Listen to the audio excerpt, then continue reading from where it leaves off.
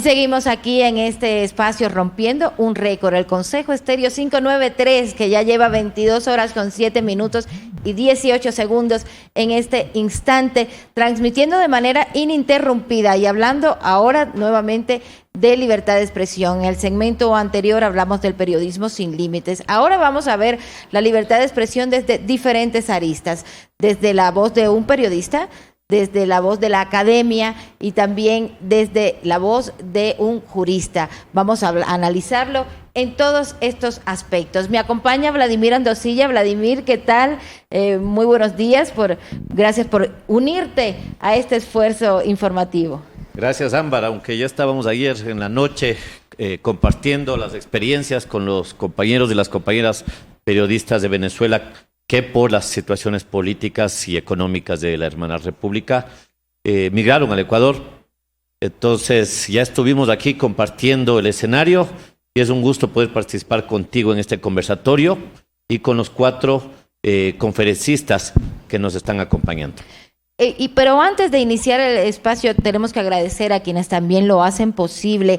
Estamos, gracias a la tecnología de fibra óptica de Telconet, es quien nos permite estar durante todas estas horas de manera continua transmitiendo a través de las redes sociales, del YouTube, así que conéctese.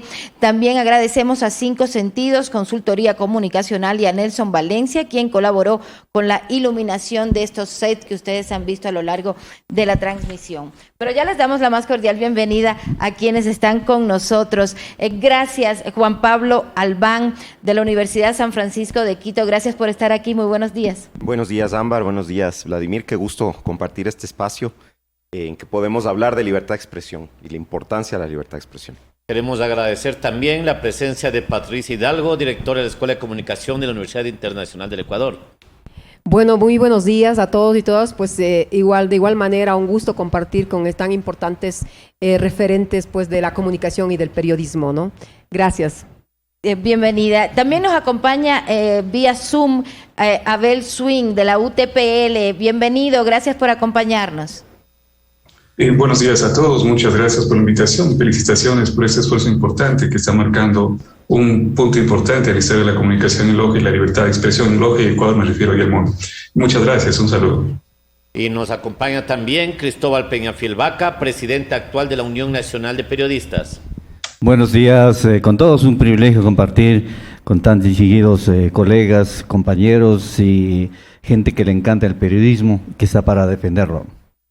Como ustedes, como todos ustedes pueden ver, vamos a hablar sobre libertad de expresión desde 3 aristas. La arista de la academia, de quienes forman a los comunicadores y a los periodistas, la arista desde la experiencia del periodismo y la arista desde un abogado, defensor de los derechos humanos, experto en derecho internacional humanitario de los derechos humanos. Ámbar. Sí, ¿qué te parece, Vladimir y colegas que están acá presentes? Si empezamos escuchando la voz del periodista, para a partir de ahí analizar qué está ocurriendo con la comunicación. Así que, Cristóbal, te doy la palabra. A lo largo de esta jornada que inició ayer a las 10 de la mañana, han transitado por estos sets algunos periodistas que han contado sus anécdotas, no solo de las cosas positivas que tiene el periodismo, que sin duda son maravillosas, sino de esos problemas que también se encuentran, y uno de ellos es la libertad de expresión. ¿Qué nos puedes decir tú en tu experiencia, además como dirigente de un gremio tan importante del periodismo? Bueno, yo diría que tengo la experiencia y la suerte de tener a mi lado, por ejemplo, la academia, en donde días enteros nos pasábamos hablando sobre periodismo, las técnicas, la parte científica del periodismo, y a Juan Pablo Albán, quien ha sido nuestro defensor en muchas de las ocasiones. Es decir, que para mí no es así muy nuevo estas 2 cosas, y obviamente desde ya la práctica periodística en la que nos ha tocado ser realmente testigos y nos ha tocado vivir muy de cerca la falta de la libertad de expresión.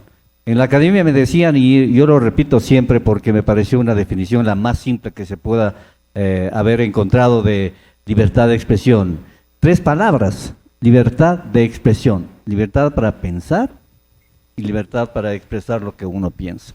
No sé, Juan Pablo, si estás de acuerdo conmigo. No sé si Patricia está de acuerdo conmigo, pero esa libertad obviamente tiene sus límites el momento en que nosotros la expresamos. Entonces no es que yo puedo decir todo lo que pienso, porque realmente yo pensaré maravillas o pensaré mal del vecino, que no lo puedo decir todo, pero hay un remedio que Juan Pablo no me dejará mentir, que se llama la responsabilidad ulterior. Entonces, con ello yo ya sé que todas mis expresiones tienen que ser dichas con responsabilidad, tienen que ser dichas, si se quiere, con sustento, con respaldos, y sin lastimar a nadie, sino simplemente tratando de dar a conocer los hechos, que es la información en definitiva. Bueno, pero ahí hay una contradicción, o sea, es decir, puedes decir todo, pero asumir la responsabilidad de lo que dices. De acuerdo. Porque lo que está prohibido es censurar, y la censura es impedir el hablar de temas que para algunos sectores no podrían estar de acuerdo a su posición o a su línea de opinión. No sé, ¿usted qué opina, Patricia?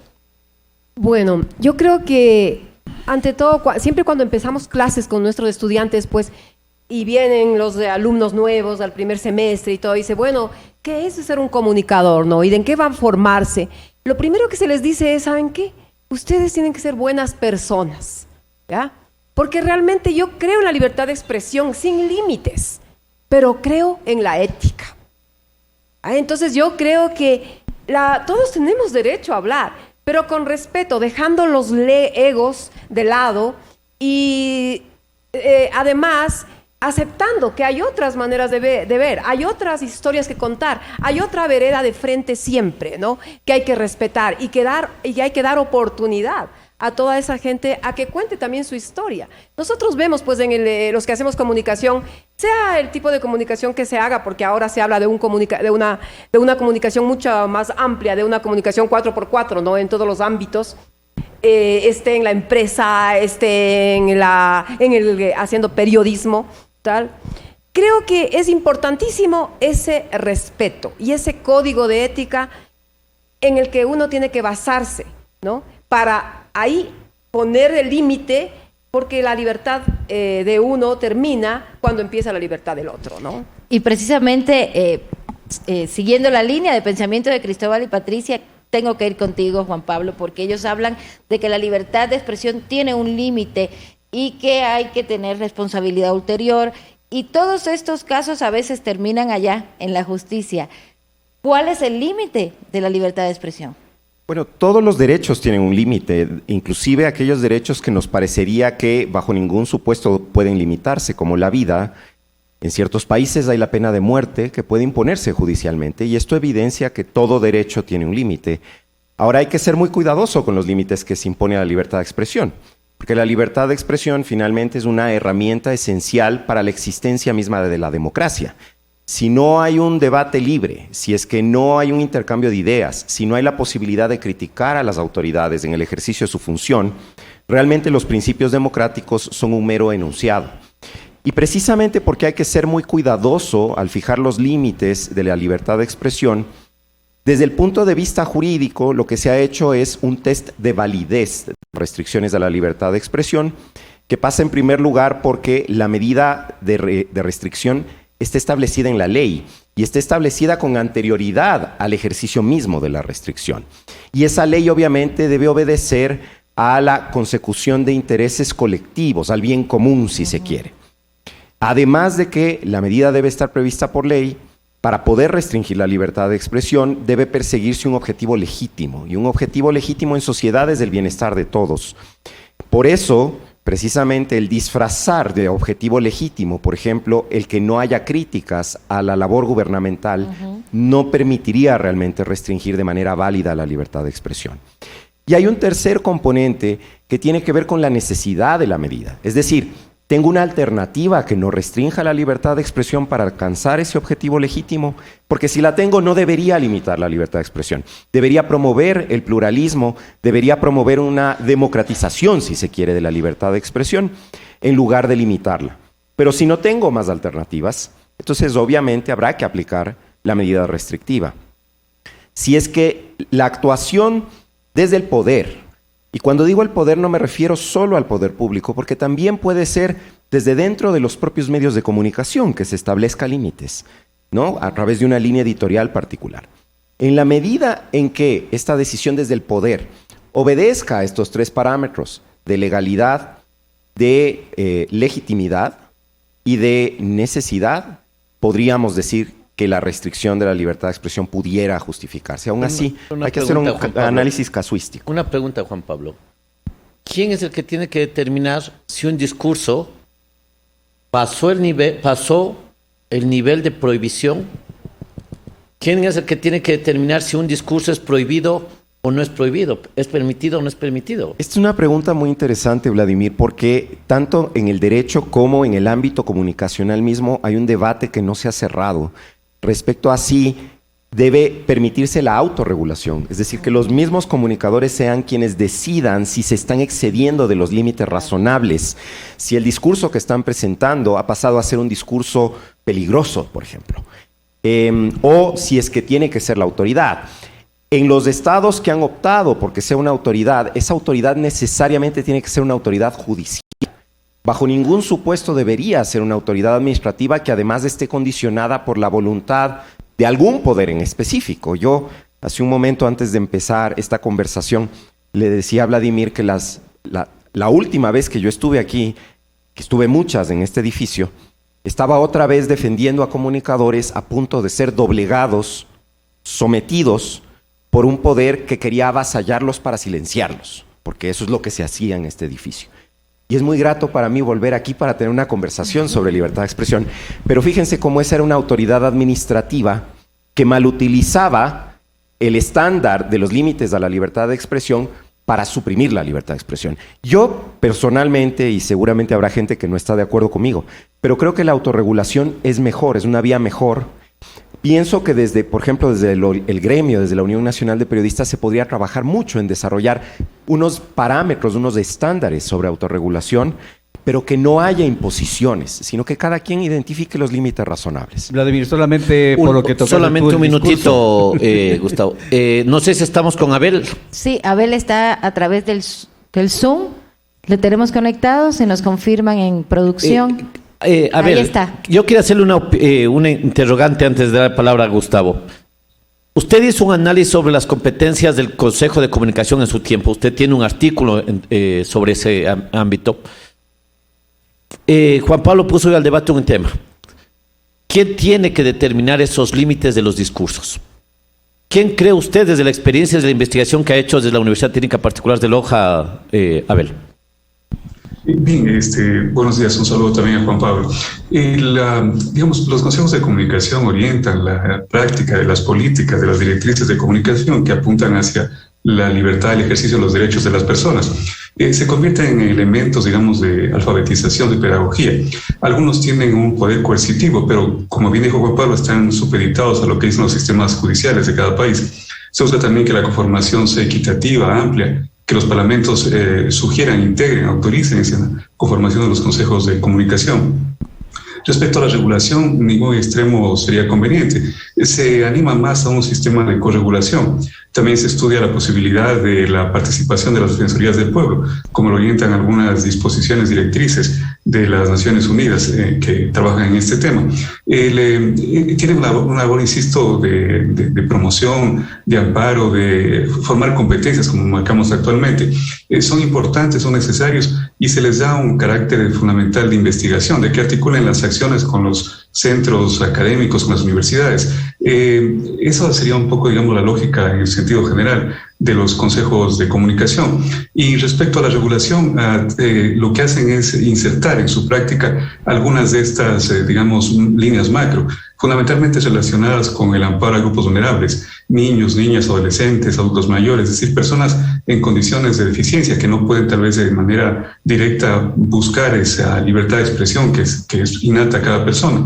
Un segundo ámbito es evitar la publicidad engañosa, pero publicidad definida en el concepto de Habermas, es decir, información. Evitar información que no promueva, que no sea fruto de este proceso de búsqueda de una parte contra parte, digamos, una evidencia, un soporte en datos. Y un tercer aspecto de la regulación de las acciones de los consejos de comunicación tiene que ver con el promover la identidad, es decir, se inserta también allí con lo que marca la UNESCO, es decir, buscar esa creación, esa capacidad, digamos, de participar en los diálogos internacionales, llámese estos producciones audiovisuales, streaming, otras más, respetando esa característica de identidad.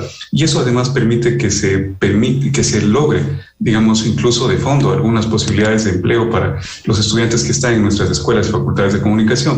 Y el último elemento es también que hay debates que solamente mis contertulios conocerán, que se están llevando en estos momentos, incluso literalmente el día de hoy, en el Encuentro Mundial de la Libertad de Expresión que ocurre en Uruguay, respecto a cómo trasladar estas regulaciones fuera de línea al mundo en línea, es decir, cómo se tiene que ver esta armonización para llevar adelante estas nuevas dimensiones del derecho. Una de las críticas, termino con esto, es de que cuando abrimos una cuenta en estas redes sociales nos estamos nosotros, cediendo esa potestad para ser juzgados en un lugar diferente a nuestro país. Y allí hay otro conjunto de elementos como tal, siempre promoviendo esta dignidad, este respeto, esta promoción de los derechos de las personas y fundamentalmente la libertad de expresión. Bueno, Gustavo, estábamos retomando el debate. Creo que hay algunas cuestiones pendientes sobre el papel de los periodistas en el ámbito de la autorregulación. Cristóbal, perdón. Bueno, mira, Vladimir, y retomando el tema que tú pusiste, la verdad es que ahí está la pepa. Estamos hablando aquí del discurso. Y entonces, Ámbar no me deja mentir que cuando cubríamos las ruedas de prensa y estábamos a la espera de que el funcionario entregue información y nos terminaba entregando un discurso. Y entonces decíamos entre los compañeros reporteros, ¿y de esto qué? ¿Qué informamos al público? Sí, un discurso lleno de lugares comunes, un discurso vacío, lleno de vejámenes, de cosas que al público no le interesan mucho. Y en muchos casos te invitaban a rueda de prensa, terminaba siendo una declaración. A lo que tú hacías una pregunta y decían no más preguntas, buenas tardes, y tenías que irte con la información que ellos querían generar y no la que uno iba a buscar, porque tenía muchas otras preguntas que hacer. Eso se presenta mucho. La autoridad entrante de cualquier institución, he encontrado una institución en mal estado. ¿Pero por qué? O sea, algún dato que te demuestre el mal estado de la institución. He encontrado una institución con déficit económico. ¿Cuánto? O sea, y no te daban datos, entonces llegas a la redacción de cualquier medio de comunicación y dice que hubo de noticia realmente. Una nota leída. Porque ya sabemos que encontraba una institución en mal estado, pero dio datos, ¿no? Porque ahí cerró el tema. Entonces, es experiencia práctica. Sí. ¿Cómo aplicar el principio de contrastar la fuente a las fuentes oficiales? Porque una cuestión que se discute es, desde el poder dice, tienes que contrastar la fuente. Sí. Pero la pregunta es, ¿y por qué no contrasto la información que me entrega el poder? Ahí está ahí está el tema. Que cuando tú comienzas a sacar los datos, y entonces viene el problema de que esto yo no he dicho. ¿Dónde se han conseguido ustedes? Entonces, ahí viene que el periodista está yendo más allá, me ha malinterpretado, el periodista ha tomado solamente los datos que a él le ha gustado, que él ha querido, y ya vienen los problemas para el periodista. Posiblemente el director del medio de comunicación de esto ni siquiera se ha enterado. Porque hay directores que al otro día están viendo, por ejemplo, en el caso de los periódicos, que nomás ha salido de información. Y en los canales está viendo el momento en que ya se emiten las noticias al aire.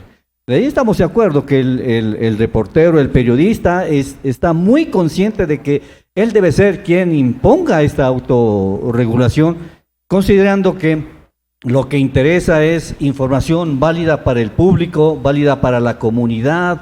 En fin, se rompe una tubería de agua. ¿Qué le interesa a la gente? Saber el sector y saber en qué tiempo se va a reparar eso para tomar precauciones. En ese momento el periodista no va a estar diciendo, bueno, por negligencia de no sé quién se rompió la tubería de agua, sino lo más urgente, o sea, se rompió la tubería de agua, tome precauciones. Allí está el dato. Claro, hablando de la autorregulación, hay un debate intenso acá en el Consejo de Comunicación, apostamos, digamos, por el tema de la autorregulación, pero eso tiene también muchos detractores, en el sentido de que los medios de comunicación, Patricia, no necesariamente van a autorregularse, que hay quien en el extremo dice los medios de comunicación hacen lo que les da la gana. Entonces, ¿dónde queda esto de la autorregulación? ¿Es posible la autorregulación o es necesario un contrapeso de regulación en algún momento?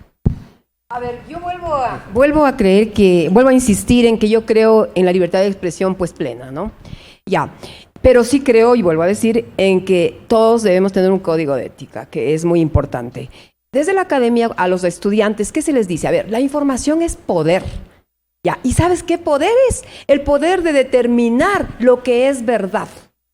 No, entonces, realmente mira el poder inmenso que tienes. Por lo tanto, vamos a suponer, creo que sí, que hay medios que no se autorregulan, pero por lo menos sean transparentes, ¿no? O sea, no tienen por qué fingir, digamos, una posición o una línea editorial que no la tienen. Yo creo que como en otros medios internacionales, uno sabe, ya muy bien, son republicanos, muy bien, ya, entonces uno debe tener también esa libertad de saber con quién me informo, qué es lo que yo creo, ¿no? Cómo contrasto. Entonces, yo creo que es muy difícil la autorregulación en realidad. Creo yo en los códigos de ética, que deben existir esos códigos de ética, ¿no? Y además hay que formar, o sea, yo creo que los que hacemos comunicación tenemos esa gran responsabilidad de alfabetizar, ¿no? Porque se han roto todos los paradigmas de la comunicación. O sea, ahora ya no existe esto de que como nos enseñaban a nosotros, de que hay un emisor, un mensaje y un receptor. Eso no existe, se rompió, ¿no? Pues ahora realmente a muchos que hacen comunicación no les gusta esta palabra, pero sí, somos prosumidores, o sea, producimos y consumimos información. Entonces es claro, y la tecnología, ¿no? Que por supuesto es una gran cosa, ha revolucionado todo este ámbito. Entonces, difícil pues autorregularse a toda la gente que está produciendo información.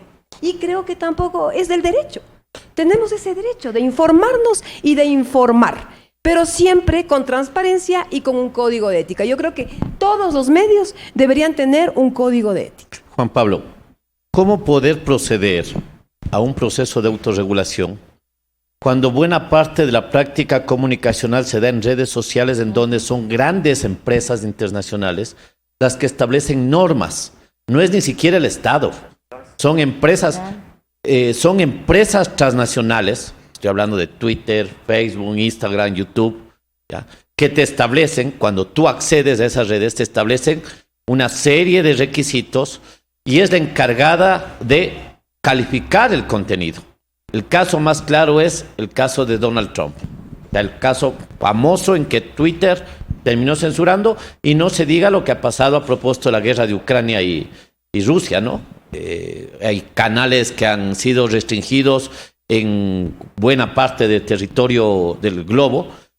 Entonces, ¿cómo poder garantizar este proceso de autorregulación cuando, si no es del Estado, son grandes intereses tecnológicos los que terminan censurando o estableciendo qué discurso es el correcto o el incorrecto? Bueno, yo cuando hablaba de autorregulación más pensaba en los comunicadores profesionales de la comunicación, pero efectivamente sobre todo las plataformas de proveedores de contenidos como YouTube, como Twitter, como Facebook, han tenido una doble virtud, que es democratizar la libertad de expresión. Hoy por hoy cualquiera puede ser reportero, el que está presenciando un evento violento puede firmarlo con su teléfono y enseguida subirlo a una red social y divulgarlo. Y creo que ha tenido también la virtud por la característica del anonimato, que yo no la veo como negativa. Es verdad que desde el anonimato se hacen muchos ataques, pero finalmente la característica del anonimato ha permitido que mucha gente que se cohibía de opinar empiece a opinar. Y yo creo que esas son virtudes. Y creo que tiene un gran defecto. Y el gran defecto es precisamente que también esas plataformas de provisión de contenidos se han convertido en espacios, primero, para la distorsión de la verdad, es decir, para la provisión de información falsa que termina por torcer la opinión pública. Y más allá de ello, para que impunemente asimismo se discrimine ciertos contenidos y se den de baja. El estándar internacional es que los proveedores de contenidos y los proveedores de servicios, por ejemplo, las arañas de búsqueda como Google o como Yahoo, deben tener algún tipo de regulación particular desde el derecho. Ahí viene un problema muy serio de jurisdicción aplicable, porque normalmente la empresa tiene su sede en un país, sus servidores se encuentran ubicados en otro país, y la afectación de la libertad de expresión a través de una censura aplicada por ese particular que administra la provisión de contenidos ocurre en un tercer país. Y entonces viene una discusión sobre cuál es la jurisdicción que debería intervenir, pero alguna jurisdicción debería intervenir. Lo que ya no se está discutiendo es que frente a esos actos de censura de los particulares, estas son empresas privadas, tiene que haber una intervención en defensa de la libertad de expresión y, ojo, es en defensa de la libertad de expresión. En ningún caso el promover la atribución de responsabilidades a los proveedores de servicios, a los proveedores de contenidos, para lograr un efecto de censura, que es algo que ciertos países, pensemos en China, por ejemplo, o en Rusia, han tratado de hacer. La lógica es totalmente a la inversa, hay que velar porque esos particulares que finalmente tienen de alguna manera el control sobre qué se dice o se deja de decir, no cometan abusos, no incurran en excesos o terminen perjudicando en general derechos de las personas. Sobre esto hay unos avances muy interesantes a nivel europeo. El Consejo de Europa ha desarrollado directrices sobre la operación de las plataformas de provisión de contenidos. Creo que en nuestra región vamos un poquito más rezagados, pero la Relatoría de Libertad de Expresión, ya desde la época de Catalina Botero, luego con Edison Lanza y actualmente con Pedro Vaca, ha diseñado una serie de estándares que desde luego son estándares blandos, de soft law les llamamos los abogados, para tratar de fijar cuándo se debe intervenir en defensa de la libertad de expresión frente a un abuso de un particular. Abel. Sí, Creo que está Abel. Sí, está en el Zoom. Abel, Ahí está. La Universidad Técnica Particular de Loja viene desarrollando una serie de mecanismos de observatorios de contenidos en plataformas y en redes sociales. Existen algunos estudios que se han realizado sobre el tema de contenidos y propuestas o procedimientos de regulación de esos contenidos que podrían darse. ¿Cómo podría combinarse? ¿Cómo podría garantizarse esa libertad de expresión sin que los particulares, llámese en estas plataformas, estas empresas, incidan en restringir los derechos elementales de los ciudadanos en esas redes sociales? Allí hay un espacio para el diálogo, para la corregulación, digamos, se puede denominar así, para que estos dos grandes actores de la comunicación, las empresas privadas que con toda legitimidad aporten, ayuden a alcanzar el derecho a la comunicación, a la libertad de expresión, para que el Estado, con las orientaciones, con las políticas de comunicación, con la ejecución de lo que se dispone en el Parlamento, en la Asamblea, y también haya una presencia de la colectividad. Se ve una debilidad en el sentido de la participación, que debería ser mucho más activa, mucho más dinámica, mucho más informal. La vía, como comentaba Patricia y otras personas más, es la educación, la información, la alfabetización, la pedagogía, para que conozcamos y podamos intervenir en este espacio de llevar a la práctica las regulaciones, entenderlas, porque están allí, lo que nos garantizan, lo que permiten lograr este ejercicio, que es una vía para alcanzar otros derechos de las personas. Si se consulta, digamos, si se dialoga con los actores de la comunicación, saldrán figuras interesantes. Es un campo en constante, digamos, innovación, en constante búsqueda de espacios para poder llevar a la práctica estas dimensiones. También interesa mucho ver cómo va esta evolución de los medios de comunicación digitales, electrónicos, cómo se incorporan estas orientaciones de las cortes, de los organismos internacionales en la práctica. Es algo que está por construirse, que se está edificando, que necesita de la participación de todos. Y luego, cuando también se permiten espacios como el que tenemos en este momento, para escucharnos, para conversar, hay digamos, en la colectividad, y sí hemos hecho algunas consultas, algunos estudios, contamos con una modalidad de estudios a distancia que nos permite casi todos los días, digamos, escucharles a los estudiantes, están en diferentes partes del país. Bueno, y esto nos ha dado una posibilidad de también plantear esta reflexión en las aulas, en las clases. Y lo que notamos es de las personas, de los comunicadores, esta, digamos, manifestación de buscar estos espacios, digamos, de lo que denomino como corregulación. Hay, digamos, una intención de una autonomía, de una autorregulación, como lo conversamos. También hay una impresión de que es necesaria esta orientación de las políticas del Estado. Lamentablemente, y no lo digo así, no porque esté a favor o en contra del signo político de los gobiernos, pero ha quedado muy impregnada en la colectividad que la regulación del Estado es para sancionar, para castigar, para restringir el derecho a la libertad de expresión. Contamos con algunas de estas encuestas, algunos estudios que los hemos publicado, y donde tenemos esa evidencia, es decir, en el país tenemos esta, digamos, angustia de que a veces se entiende una regulación estatal para sancionar, para restringir, para quitar, para poner una multa. Y eso está muy impregnado, es decir, ha quedado en los comunicadores del país ese temor. Y la vía, reitero, puede ser el diálogo, la alfabetización, el conversar, entender la regulación para qué está. Es para condicionar, para provocar que las garantías se ejecuten, no para eliminar un derecho de expresión de las personas. Patricia, una pregunta. Usted con su experiencia, a propósito que estamos tratando los temas de la libertad de expresión en las redes sociales, en el Internet, usted con su experiencia como comunicadora política, ¿cuál es el peso en el discurso político de la infodemia? ¿Hasta qué punto la infodemia significa una amenaza a los derechos humanos, específicamente al derecho a la libertad de expresión? Sin duda es una amenaza tan así que se la llama, pues no, infodemia, que incluso en la época, bueno, que estuvimos en la época de pandemia, ahí fue cuando salió este término por la cantidad de información falsa, que es ahora que los que hacemos comunicación tenemos que luchar, ¿no?, contra todas estas fake news que realmente son una infodemia, y también con...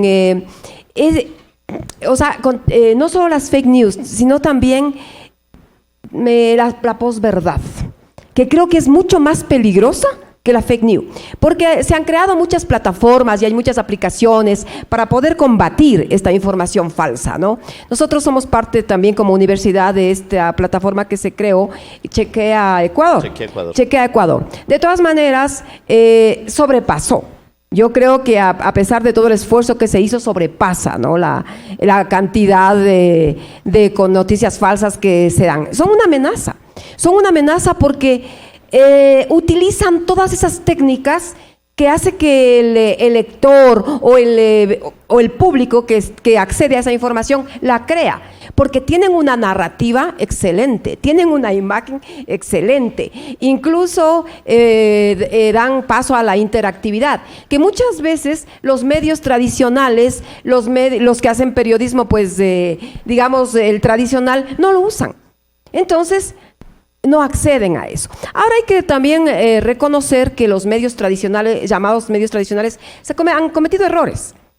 Y hay que reconocer, ¿no?, y en muchos casos pedir disculpas para poder nuevamente, digamos, recuperar esa legitimidad, esa confianza, ¿no?, para poder competir con toda esa cantidad de información falsa. Y esas, yo diría, o sea, realmente esas posverdades en las que uno cae y se queda ahí, porque está entre la verdad y la mentira.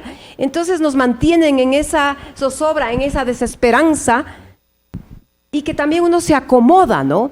Entonces sí, yo creo que nosotros tenemos esa gran amenaza y gran reto de tener que combatir con toda esa información falsa, pero que es muy, muy atractiva, porque además coincide con las líneas de pensamiento, ¿no?, que eso es lo más importante. Entonces nosotros estamos de acuerdo, pues lo acepto como verdad.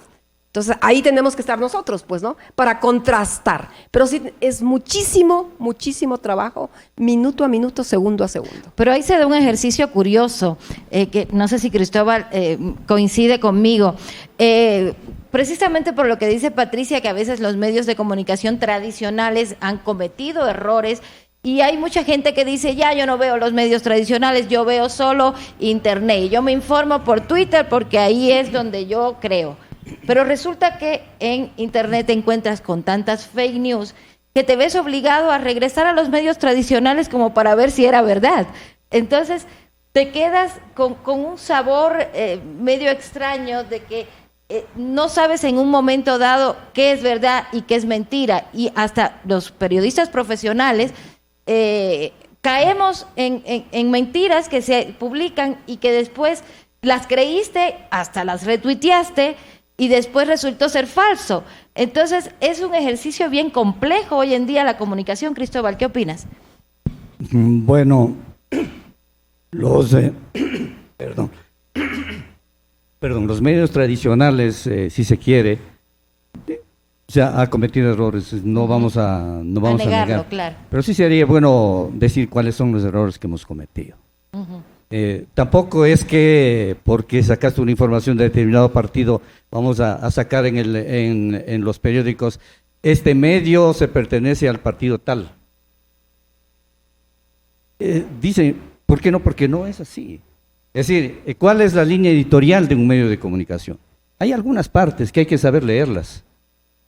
Es decir, la parte informativa, la que tiene que ver con noticias, son hechas por reporteros que van a la calle, recogen, investigan y sacan sus noticias. Pero sí hay una línea editorial. Por supuesto, Porque, por supuesto. Bueno, yo tengo luego más de vienen 20 años en el luego vienen periodismo, sus páginas de trabajé opinión. en varios medios de comunicación y ciertamente hay una línea editorial. Por supuesto, yo digo que no. Sí. Digo que sí. Luego viene la página de opinión, en donde el reportero no tiene nada que ver con la página de opinión. Sí, por cierto. Y a un opinólogo le quieren mandar a la cárcel por haber dado su opinión. ¿Qué tenía que ver ahí el reportero, por ejemplo? Y luego viene el editorial del diario, que es la posición del diario en determinado tema. Pero entonces, si vamos nosotros a englobar a todo eso, porque sacó un editorial o están 2 o 3 personas opinando sobre que esta democracia no funciona y entonces funcionaba la anterior, entonces pongámosle a este periódico, este es un periódico conservador o este es un periódico liberal.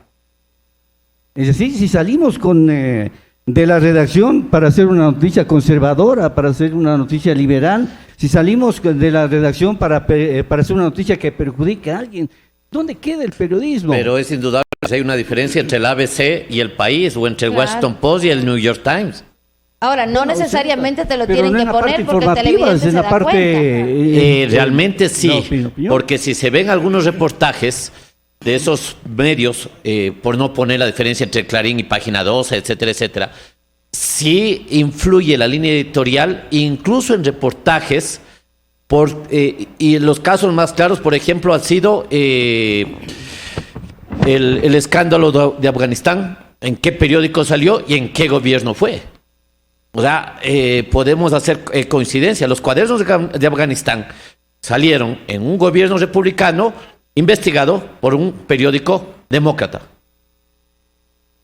Bueno, pero estamos hablando de otra cosa, pero ya la información tal como se da aquí, por lo menos en mis años de reportero, yo no he recibido en ningún momento que mi información debe ser hecha con la línea liberal, la línea conservadora.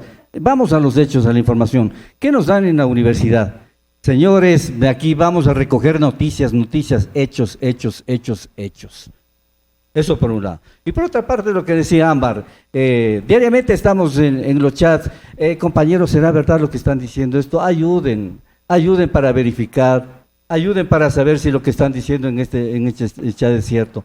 Pero mientras se verifica, se hace fuya, ese chat se fueron y después toca poner noticia falsa. Entonces, si vamos a eso, ¿vamos a qué? Los medios. Sí, medios tradicionales porque han sido los que más años tienen aquí. Pero si vamos a hablar de medios de comunicación, ¿un medio de comunicación es un chat o no es? Y entonces estamos hablando de un chat hecho por una sola persona. ¿Es o no es un medio de comunicación? Entonces tendremos la cantidad de chats como la cantidad de medios de medios de comunicación que exista. Lo estaba diciendo Juan Pablo hace un momento, que cualquier hora puede subir su noticia y resulta que es interesante y todo. Sí, nosotros también lo seguimos, nos parece muy interesante, aunque estamos con esa duda de que si verificó, que si esto será verdad o no. Hay imágenes que se han subido de 10 años atrás. Cristóbal ha planteado un hecho, Juan Pablo, que la Corte Constitucional lo resuelve en el caso La Hora, creo que de manera muy importante, que tiene que ver con la incorporación en el sistema jurídico ecuatoriano de 2 conceptos. la real malicia y el reporte fiel. ¿Hasta qué punto jurídicamente se puede exigir la veracidad de una noticia a un reportero? A ver, creo que justamente el estándar desde lo técnico cuando se trata de un profesional de la comunicación es muy distinto que el que se podría aplicar a un tuitero, ¿no? Y creo en ese sentido, y antes de responder a tu pregunta, Vladimir, que todos contribuimos al fenómeno de la desinformación y las noticias falsas. Contribuimos todos porque o bien replicamos lo que la tía o el tío en el grupo de WhatsApp mandó y que no es verdad, y sabemos tal vez en el fondo que no es verdad, pero suena bonito, ¿no? Entonces lo divulgamos. O tiene que ver con mi O pensamiento. replicamos, Claro. exacto. Y en las redes sociales seguimos en general a la gente que piensa como nosotros y dice lo que nosotros, y entonces asumimos que esa es la verdad absoluta porque estamos todos de acuerdo, y eso no es cierto. Entonces, pero el estándar aplicable a ese, al que se informa a través de la red social o al que presenta sus opiniones a través de la red social o en los grupos de mensajería, obviamente no es el mismo que es aplicable a un comunicador profesional. El comunicador profesional se supone que ha sido formado, que tiene las herramientas para poder no solamente recibir la información desde la fuente primigenia contrastando con otras fuentes, sino además la capacidad de discernir qué es lo que de esa información es rescatable y debe presentarse en la medida de lo posible en forma objetiva, porque yo estoy convencido, y ustedes son comunicadores, yo no, pero yo estoy convencido de que está muy bien que el comunicador tenga su corazoncito. Yo no creo que está mal que los medios tengan líneas editoriales, ni creo que los periodistas deben ser neutros. Yo creo que es importante en una sociedad democrática que la gente pueda expresar qué es lo que siente y cómo piensa. Pero sí creo también que es necesario, lo que decía Patricia ya hace bastante tiempo cuando empezamos esta conversación, tener unos mínimos éticos. Y esos mínimos éticos deben observarse, deben respetarse, no ser aleatorios. Esta vez sí, esta otra no. Me preocupa a mí particularmente que ese estándar, el de la real malicia, es un estándar que si bien es técnico, puede también ser usado de manera perversa para atribuir responsabilidades, entre comillas, ulteriores, por cosas que eran meras opiniones no malintencionadas. Y explico, para este efecto, explico qué significa la real malicia. El estándar de la real malicia en realidad fue desarrollado por la Corte Suprema de Justicia de los Estados Unidos, en el caso de Sullivan contra New York Times. Y en ese caso, lo que hace la Corte Suprema de los Estados Unidos es decir, sí, el comunicador puede ser responsable civilmente, por lo que dice, en la medida en que, al decirlo, deliberadamente haya querido hacer daño y haya presentado información que tenía conciencia de que es falsa. Por eso dice real malicia, tenía la malicia de dañar, de afectar el honor de alguien, la propiedad de alguien, qué sé yo. Pero ese es un estándar que si bien es un estándar técnico y muy útil, y es el estándar al que también se ha referido, de hecho, la Corte Interamericana de Derechos Humanos, por ejemplo, en el caso Kimmel contra Argentina, ¿no? Finalmente es un estándar que puede ser mal utilizado en el plano interno para decir, actuó con malicia. ¿Por qué actuó con malicia? Porque no dijo lo que yo quería. Y creo que ahí es donde está el problema. Yo veo en el Ecuador, ¿no?, la percepción de ustedes como comunicadores, sospecho que la de Vladimir como abogado va a ser parecida a la mía. Los medios de comunicación tradicionales, el mainstream media, ahora ha pasado a ser, disculpen porque va a ser muy escandaloso lo que estoy a punto de decir, lo que durante la década del señor Correa eran los medios públicos. Es una caja de resonancia de un discurso oficial donde solo tiene cabida cierta línea de pensamiento. ¿Y quiénes son los invitados de los medios tradicionales en este momento? Los que van a decir cosas que esos medios quieren trasladar desde una perspectiva de lo que es el discurso oficial. Y los que antes éramos, durante la década del correísmo, los invitados, los rockstars de esos espacios, ya no nos toman en cuenta porque saben que vamos a ir a criticar. Pero en la arena del debate democrático, la crítica, la disidencia es trascendental. Es trascendental.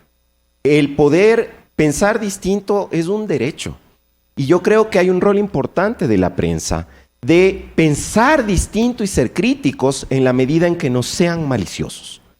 Y creo que eso empieza en este momento en los medios tradicionales a perderse, y quienes empiezan a tener esa postura crítica, ¿no?, confrontativa, si se quiere, crítica simplemente, son los medios no tradicionales, ¿no? Y particularmente, por ejemplo, los diarios digitales han tenido mucho ese rol en el último tiempo. Y eso es bueno, y no hay que tener temor de hacerlo en la medida en que uno esté actuando de buena fe y no con malicia. Claro, pero ahí se va, esto que mencionas es bien interesante porque es como que en estos momentos los medios están replicando lo que criticaron y lo que criticaron los otros es lo que se está haciendo en este momento. O sea, es un ida y vuelta. Y en este ida y vuelta los comunicadores están a expensas de su línea editorial, de su jefe, de su gerente, y ¿dónde queda entonces ahí la libertad de expresión? Porque el periodista, como el obrero de la comunicación, está a expensas también un poco de lo que le digan, de la disposición que le den. Entonces, no sé hasta qué punto, hasta dónde vamos a llegar en ese sentido. Yo creo que la desobediencia es importante. Me impacta y de manera positiva lo que decía Cristóbal, de que él en realidad no recibía directrices de tienes que presentarlo desde tal visión ideológica. Qué bueno. Y ojalá pero que una esa sea... acotación, en muchos casos no te tienen que dar la directriz porque tú como periodista sabes dónde estás trabajando. Entonces, ¿Y dónde te ahí pueden estamos cortar? hablando de una autocensura Pero que también ocurre. Pero es que también tengamos respeto por los compañeros reporteros. O sea, tampoco los compañeros reporteros y yo entre ellos somos ovejitas para salir. Y el gerente me dice que tengo que hacer así. ¿Para qué entré a la universidad? Tengo mi capacidad de análisis. Somos personas pensantes. O sea, no es que el reportero está para lo que le diga el director, el subdirector. Una pregunta, Cristóbal. No, pero ¿Han habido hechos en el país por supuesto que ha habido. que han terminado generando procesos de autocensura en los reporteros? Yo tengo uno clarísimo, Mataje. Yo te digo, o sea, ha habido hechos, por supuesto. Claro sí, que hay. Pero es que no somos todos tampoco. Sí, ha habido compañeros que también no han estado de acuerdo con que algún directivo de su medio de comunicación le ha dado una directriz y se ha ido. Sí, pero Y se ha ido, y eso entonces... podríamos ubicar sobre procesos de censura interna. Yo lo que me refiero es, han habido hechos políticos, sociales, etcétera, etcétera, que han generado en los trabajadores de la comunicación procesos de autocensura. Yo tengo uno que se llama el secuestro y asesinato de los compañeros del comercio frente a las noticias de la frontera norte, principalmente la frontera con Esmeraldas. ¿Y en qué sentido? En que si nosotros hacemos un análisis de la información en los últimos años, ha bajado el grado de información desde la frontera norte en los medios tradicionales de la que había anteriormente. Y me refiero a procesos de autocensura porque hay un proceso de reflexión sobre la autoseguridad en abordar o no ciertos temas. Yo por eso le hago la pregunta. ¿Usted cree que existe eso actualmente frente a una escalada de violencia criminal organizada que existe en el país? Bueno, con respecto a ese tema, ¿cómo no vamos a tener miedo los reporteros de ir a la frontera si sabemos que nos vamos a entregar allí y hay un Estado que no nos cuida, que no nos vigila, que no nos da seguridad? Y a una fiscalía que tiene más de 4 años el caso y que no hay ningún resultado. O sea, tampoco es que nosotros somos ingenuos en ir y entregarnos al enemigo sabiendo que no tenemos autoridades que nos defiendan. Entonces, de hecho que hay menos información porque hay menos reporteros yendo para allá. Y entonces, en ese caso sí, estoy de acuerdo, hay menos información. Y por otra parte, ¿cómo nosotros los reporteros que apenas salimos con nuestra grabadora, nuestra cámara, nuestro teléfono celular, enfrentarnos, por ejemplo, en la mitad del crimen organizado como está ahora? Y sin embargo, vemos diariamente que se sale con las cámaras y aquí fue donde cayó asesinado y sicariato y todo lo demás, arriesgando la vida. Y entonces, obviamente que va a bajar determinadas cantidades de noticias cuando vemos los reporteros que nos encontramos indefensos ante lo que nos pueda pasar. Teniendo en cuenta lo que dice Cristóbal, nadie puede ser exigido de hacer más allá de lo que la ley me determina. O sea, aquí nadie nos puede exigir que seamos héroes, eso es verdad. Pero ¿cómo desde la academia, Patricia, cómo desde la academia podemos determinar para que podamos ponderar tanto el derecho a la libertad de expresión como el derecho a la integridad física de esos trabajadores de la comunicación? Bueno, Es un tema muy difícil, ¿no? Realmente. Yo quería referirme un poquito al tema que estábamos hace un ratito hablando, porque yo, pues, como directora, tengo un montón de estudiantes que ya se han graduado, ¿no? Y que van ilusionados a su primer trabajo en un medio de comunicación, a aplicar todo lo que se les ha enseñado, ¿no? Entonces, y claro, me llaman y me dicen de golpe, o sea, Pati, no sé qué hacer, porque lo que me están haciendo, lo que me piden que haga es un public reportaje, ¿no? Y ustedes han enseñado lo que es un public reportaje y lo que es una noticia. Entonces, ¿qué hacer?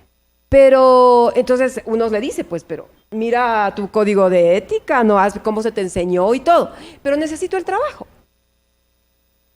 ¿Ya? Están en esa disyuntiva, entonces, ¿qué tienen que hacer? O sea, entonces, muchas veces, pues, los que tienen otros respaldos, pues salen, ¿no? Salen y dejan al medio. Pero otros tienen que alienarse y ajustarse a la línea editorial. De ahí que lo importante, que yo sí creo que cuando uno debe entrar a un trabajo como comunicador, sí debe saber a lo que entra, ¿no? Y sí debe saber a lo que se sujeta. Hay siempre una línea editorial. Además, yo siempre aprendí, no sé ustedes, pero que la objetividad no existe, ¿no? La objetividad no existe. O sea, lo que sí existe son diferentes maneras de contar una historia, hay las diferentes veredas, ¿no?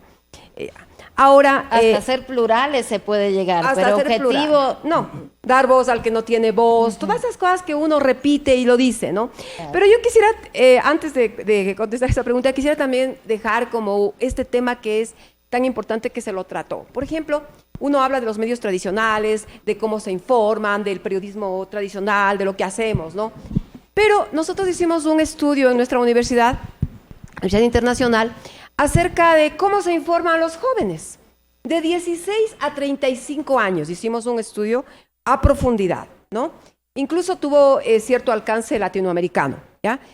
Y pues los resultados realmente son impresionantes, ¿no? Creo que un porcentaje, pero menos del 20%, se informa todavía a través de medios tradicionales. Y eso porque todavía almuerzan en la casa de la abuelita, que prende el canal a las horas de las noticias, ¿ya?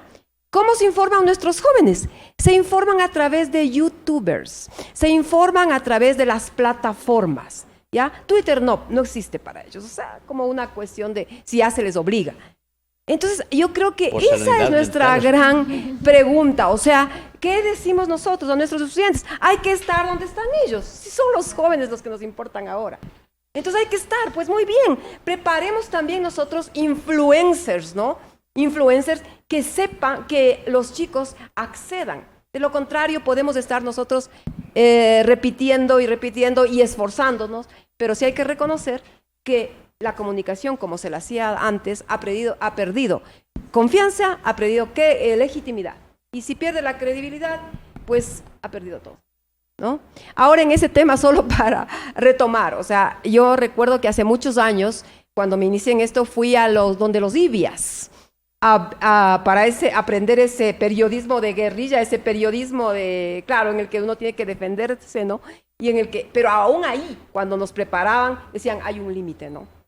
O sea, hay un límite. Recuerda también el momento para sacar la foto, la primicia, ¿no?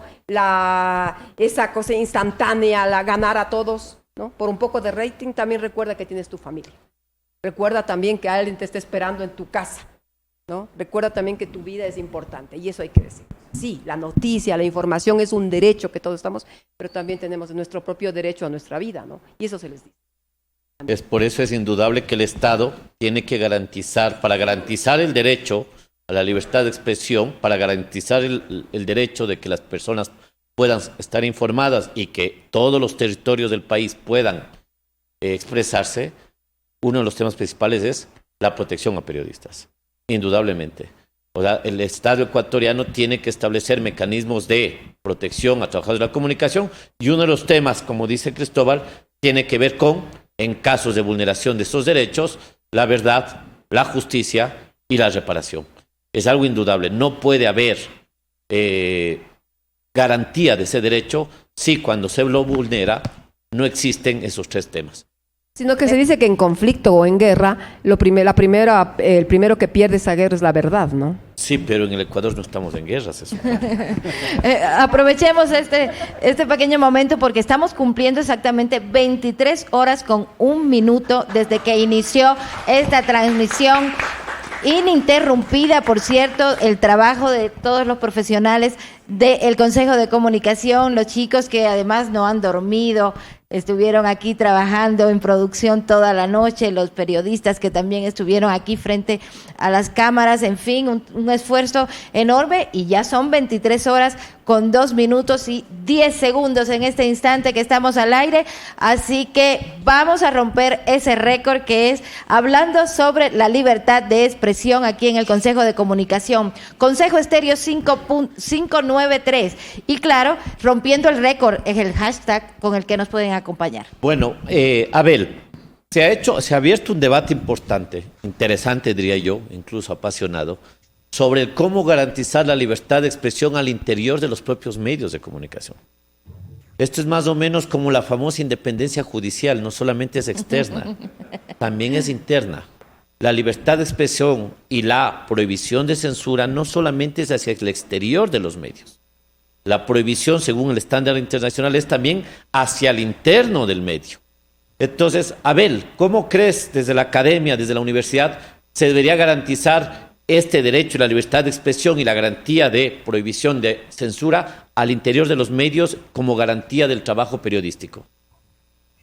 Desde la formación que damos en las escuelas y facultades de comunicación, desde la inserción de materias de ética, de deontología, de ir tras los principios, de también considerar esta objeción al que tienen derecho las personas, los estudiantes, los profesionales. Hay una batalla que librar cotidianamente respecto a cómo poder alcanzar esas garantías para expresarme, para comentar, para informar, para presentar de manera equilibrada la información. Y hay otras barreras, aparte de las, digamos, de restricción o de orientación o de injerencia de alguna, digamos, posición o temor de quien administra esa empresa de comunicación, ese medio de información. Hay otras barreras también que hay que vencer, a veces físicas, a veces de acceso, de utilización de la frecuencia. Hay una realidad muy distinta en diferentes cantones, diferentes sitios del país, de norte a sur. Entonces, desde el propio compromiso de las personas, es cierto que tenemos que alimentarnos, que buscar ese sustento para las familias. Luego queda ese análisis, es decir, ¿cuál es ese futuro? ¿Cuál es ese interés a mediano y largo plazo? ¿Cuál es esa, digamos, estabilidad que requiere una profesión? Se comentaba también hace un momento que de esta emergencia de los medios alternativos de las redes sociales fueron puestos como una promesa, como una oportunidad de democratizar la palabra, la posibilidad de dialogar, de evitar las mediaciones para ir directamente hacia los órganos de poder. Lamentablemente, por ausencia de capacitación, de formación, de valoración, perdimos esa gran oportunidad como sociedad. Es decir, había una crítica respecto a la concentración de las empresas mediáticas y que había algunas de los medios tradicionales, algunas restricciones físicas, es decir, se puede transmitir en una frecuencia durante 24 horas, somos 17 millones de personas, no todos vamos a poder participar en ese medio de comunicación, por lo tanto, se entendería que esa barrera física impide la participación. El medio digital nos permitía tener un canal a cada persona con nuestro nombre y apellido, pero se especuló, se malutilizó, se capitalizó esa opción.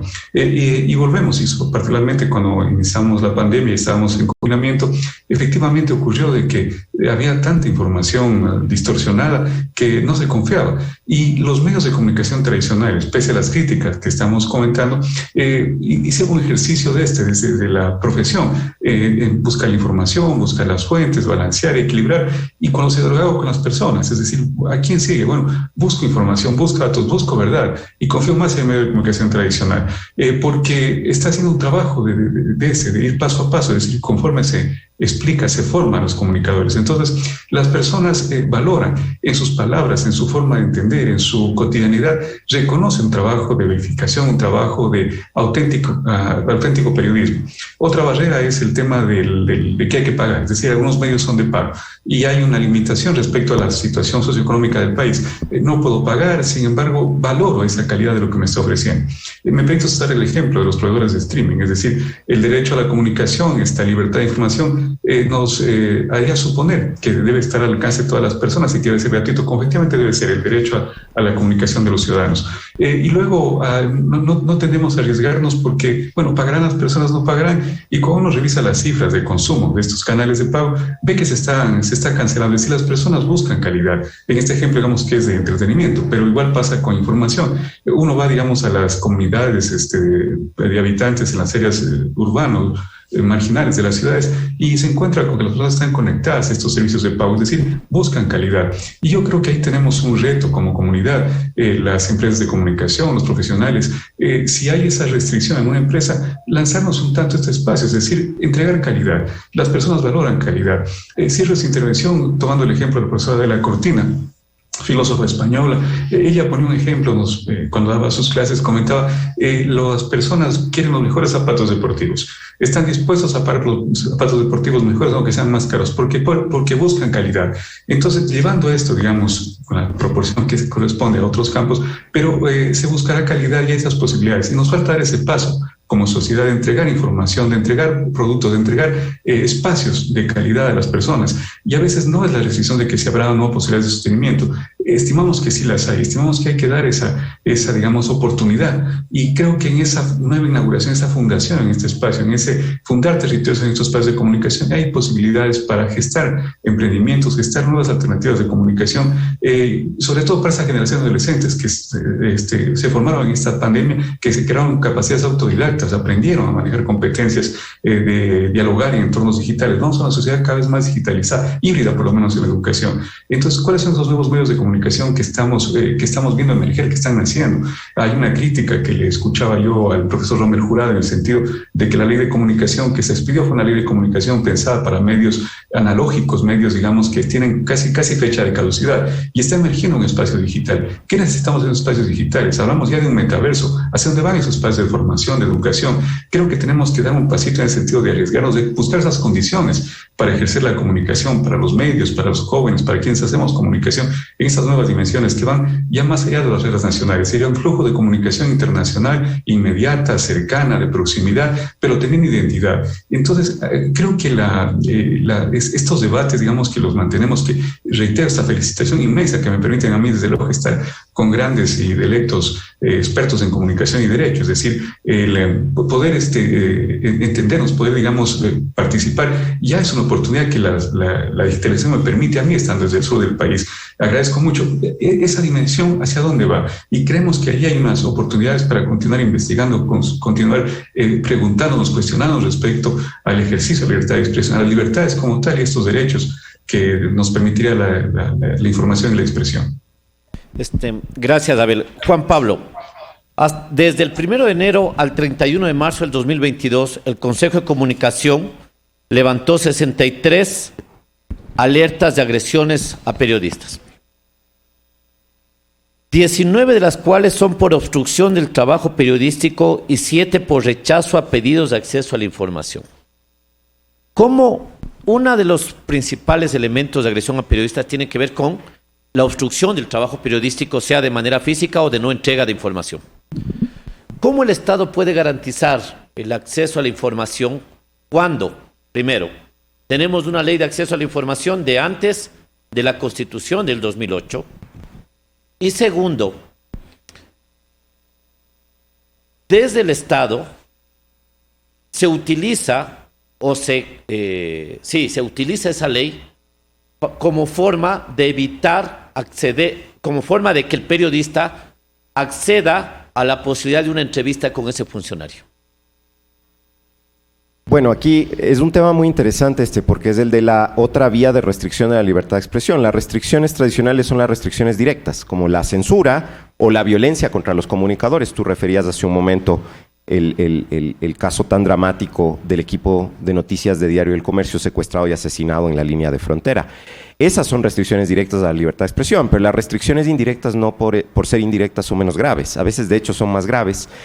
El impedimento de cobertura, la negativa de acceso a la fuente, los actos de hostigamiento, de intimidación en contra de los comunicadores, son particularmente serios porque generan algo de lo que ya estuvimos hablando aquí, que es un efecto inhibidor. Lo que se conoce en el lenguaje jurídico de la defensa de la libertad de expresión como chilling effect, el efecto disuasivo.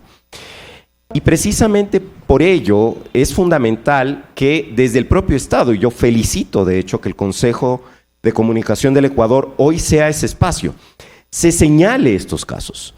Y afortunadamente en nuestro país, en el curso del último tiempo, han surgido también otros espacios que buscan la defensa del ejercicio profesional de la comunicación o en general de la libertad de expresión de todos los ciudadanos y que se han dedicado a levantar alertas. Ayer estuvo en este podcast mi compañera de la red de periodistas libres, Verónica, está Fundamedios, que tiene una labor muy dilatada en este tema.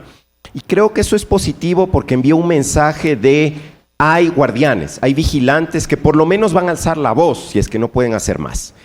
Pero yo creo que es importante al adoptar, y ahí viene la segunda parte de lo que tú planteabas, instrumentos normativos que en cierta medida regulen, y no voy a decir limiten, sino regulen el ejercicio de la libertad de expresión, el tomar en cuenta que esos instrumentos deben ser fundamentalmente herramientas para la defensa de la libertad de expresión y en ningún caso para su limitación.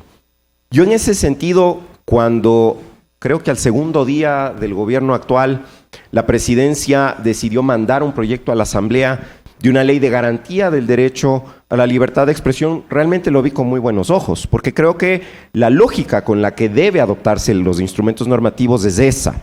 Vamos a buscar cuáles son los estándares para defender el ejercicio periodístico, para que el funcionario no pueda negarse a darle entrevista, para que frente a las amenazas se active un sistema de protección a partir de estándares de protección como los que ustedes aquí en el Consejo están desarrollando, para que en eventos de bloqueo del acceso a una fuente, más bien se facilite con posterioridad el acceso a la fuente y el tiempo suficiente para que el reportero pueda adquirir la información que quiere trasladar. Mientras la lógica con la que se legisle sea una lógica de regulación es el equivalente a poner barreras, obstáculos o limitar irrazonablemente la libertad de expresión, siempre tendremos para quejarnos de estas leyes y las terminaremos señalando, como en su momento fue con la ley de comunicación adoptada durante el régimen del señor Correa, de leyes mordaza, porque efectivamente tienen el efecto de amordazar a la prensa. Creo que sí hace falta una ley. Creo que esa ley tiene justamente la finalidad de asegurar que los comunicadores puedan cumplir su labor. Porque si la sociedad no está debidamente informada, llegamos a escenarios como el que estamos viviendo. Yo siento que vivimos un escenario político muy extraño que tiene mucho que ver con que cada quien, primero, se informa de manera distinta y segundo, cree lo que quiere creer y no ve más allá de lo que cree. Y eso se puede evitar a través de herramientas normativas que busquen garantizar, para empezar, la democratización del ejercicio de la libertad de expresión. Vladimir. Sí, Cristóbal. Sí, de acuerdo con Juan Pablo, decir que debe haber una ley, pero no una ley solamente para los periodistas. Tiene que ser una ley para el contexto del Estado. Es decir, si te piden una información contextualizada, oportuna, verificada, investigada, y vas y resulta que el Estado ni te permite ser oportuna, ni te permite investigar, ni te permite contextualizar, y entonces, ¿cómo haces? O sea, la ley solamente queda en restricciones para el periodista, porque el Estado no te da ninguna facilidad. Entonces el Estado, bien, gracias. Yo mandé la ley para que esta información no pueda salir. Esa ley debe obligar al Estado a que si un periodista se acerca y pide una información, debe tener libros abiertos. Por ejemplo, aquí nosotros tenemos un debate ahorita a propósito de algunos casos que hemos levantado de alertas. Tenemos algunos debates con algunas instituciones públicas sobre un tema. Una cosa es el acceso a la información pública que todo ciudadano tiene derecho y que tiene un procedimiento un poco burocrático, lento, lo que sea, porque la ley es anterior a la Constitución. Estamos de acuerdo todos. Pero otra cosa es la cobertura de información de interés público que tiene el periodista. Y por ende el periodista no puede esperar los 10 días a que el funcionario te responda a las inquietudes. De acuerdo, en eso estamos de acuerdo. O sea, son dos cosas totalmente distintas. Ahora, desde el Estado no se lee esa diferencia y todo se trata de abordar como que fuera un tema de acceso a la información pública, lo cual termina convirtiéndose en una restricción a la libertad de expresión porque no puedes contrastar la información. ¿Cómo entregas una información oportuna si el Estado te pone trabas para darte... Pero ¿hay alguna normativa que permita confrontar eso, porque lo que hacen los medios de comunicación, y eso lo vemos a diario, es que al final el reportero termina la nota diciendo: intentamos conversar con el ministro de Salud y dijo que nos recibirán en una semana. Intentamos hablar con tal persona y dicen que pronto o no nos quisieron atender. Es la única salida viable que tienen los reporteros a la hora de mostrar pluralidad al dar la información. En la norma, ¿hay una manera de enfrentar esto? Hay dos problemas ahí. El primero ya lo observaba Vladimir. La LOTAIP, la Ley Orgánica de Transparencia en el Acceso a la Información Pública, es una ley antigua. Y es una ley pensada en la lógica de, fundamentalmente, documentación en poder de instituciones del sector público que pudiera ser relevante para la sociedad y que puede accederse mediante un pedido directo, y en caso de que éste sea negado, se activa una garantía jurisdiccional, uno va a un juez para que el juez le ordene a la entidad que entregue esa documentación, pero es desde esta lógica documental. Pero cuando un tema es de interés público, no cabe aplicar ese procedimiento y ahí hay un vacío normativo. Más allá del vacío normativo, yo decía, hay dos problemas. El primero es el vacío normativo, pero el segundo es la comprensión de qué significa el interés público. Porque interés público debería entenderse siempre como el interés de la ciudadanía, el interés de la colectividad. Y a veces, desde la lógica estatal, desde la lógica de quien tiene que dar información, de quien tiene que responder a las preguntas de la prensa, entienden interés público como el interés del Estado. El interés del Estado como institución que tiene que cumplir ciertas competencias, que tiene que alcanzar ciertos fines, la seguridad ciudadana, por ejemplo, en este momento. Eso es un tema de interés público. Pero el Estado, en ciertos aspectos de la lucha contra la inseguridad, lo entiende como mi deber de cumplir ciertos fines y no lo entiende como la sociedad quiere saber qué ocurre. Y creo que ese es el segundo problema, porque no se trata solo del vacío normativo, se puede dictar una ley. De hecho, si yo mal no recuerdo, en el proyecto que envió el Ejecutivo en mayo pasado, hay alguna disposición sobre el tema de acceso a información pública que es bastante más amplia que la de la LOTAIP. Pero más allá de eso tiene que haber un cambio de actitud. Mientras no haya el cambio de actitud, como la ley es un mero texto, las interpretaciones y aplicaciones de ese texto pueden ser pésimas, sentar pésimos precedentes. Entonces hay un tema de la actitud del Estado de abrirse, de ser transparente. Hay mucha opacidad todavía. Tenemos prácticas de opacidad muy, muy arraigadas en nuestro país que yo no creo que son atribuibles a las autoridades actuales. Son prácticas que de hecho llevan muchas décadas. El poder siempre ha pensado que hay cosas que, en la lógica de un padre de familia que no quiere que sus hijos estén al tanto de los problemas, no quiere decirle a la ciudadanía. Y creo que eso es lo que tenemos que superar. Debe haber una lógica estatal de apertura total al escrutinio público, y ese escrutinio público empieza con el cumplimiento adecuado de la labor de la prensa, de poder informarse y con el propósito, pues, de informar a los demás, ¿no? Claro, teniendo en cuenta de que la reserva es excepcional. Justo una discusión que teníamos, el equipo del Consejo con algunas instituciones, voy a un poco narrarles, con la UAFE. La UAFE investiga casos de lavado de activos, de financiamiento del terrorismo, del narcotráfico. Los casos son sumamente delicados.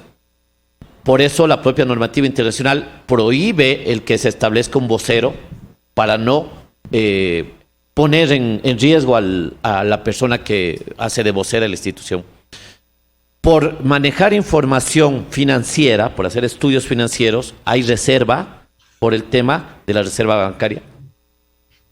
Pero la pregunta es, ¿tiene que informar la UAFE lo que hace? Nosotros decíamos que sí, hasta lo que se puede informar. O sea, no puede haber una institución que no pueda informar. Incluso la CIA en los Estados Unidos, luego de un periodo, desclasifica los archivos y sabemos cuál es su rol en ciertos golpes de Estado o en lo que ha pasado. Entonces, en el país tampoco puede haber instituciones que no puedan informar. Lo que toca es, a esas instituciones, les decíamos, discutir qué es lo que se puede informar, hasta dónde se puede informar, porque también el periodista entiende que hay cierta información que no puede avanzar más. O sea, yo no puedo saber a quiénes les estás investigando las cuentas bancarias, pero yo sí quiero decir, la UAFE está investigando el caso Big Money, con lo cual ya se da una tranquilidad a la ciudadanía de que un ente público está investigando ciertos movimientos. Entonces, en ese marco, ¿Cuál es el rol que juega la prensa, las universidades en el marco del manejo y la sistematización de la información y del manejo de fuentes? Porque nosotros tenemos una visión. Ayer justo en el debate que se hacía en horas de la mañana se decía, tal vez la falta de profesionalización en el periodismo ha hecho que el manejo de ciertas herramientas, como manejo de fuentes, acceso a la información, sistematización de la información, etcétera, etcétera, esté siendo desligada de las mallas curriculares frente a otros temas que tienen que ver con comunicación organizacional, etcétera, etcétera, etcétera. ¿Cómo desde la academia podemos vincular este ámbito? Porque en el ámbito de levantamientos de agresiones a periodistas, nosotros nos damos cuenta que muchas de las agresiones son en casos de manejo de corrupción frente a gobiernos seccionales y en los cuales con un mejor manejo de la información posiblemente podría evitarse ciertas afectaciones o ciertos procesos de persecución a periodistas. No sé, Patricia.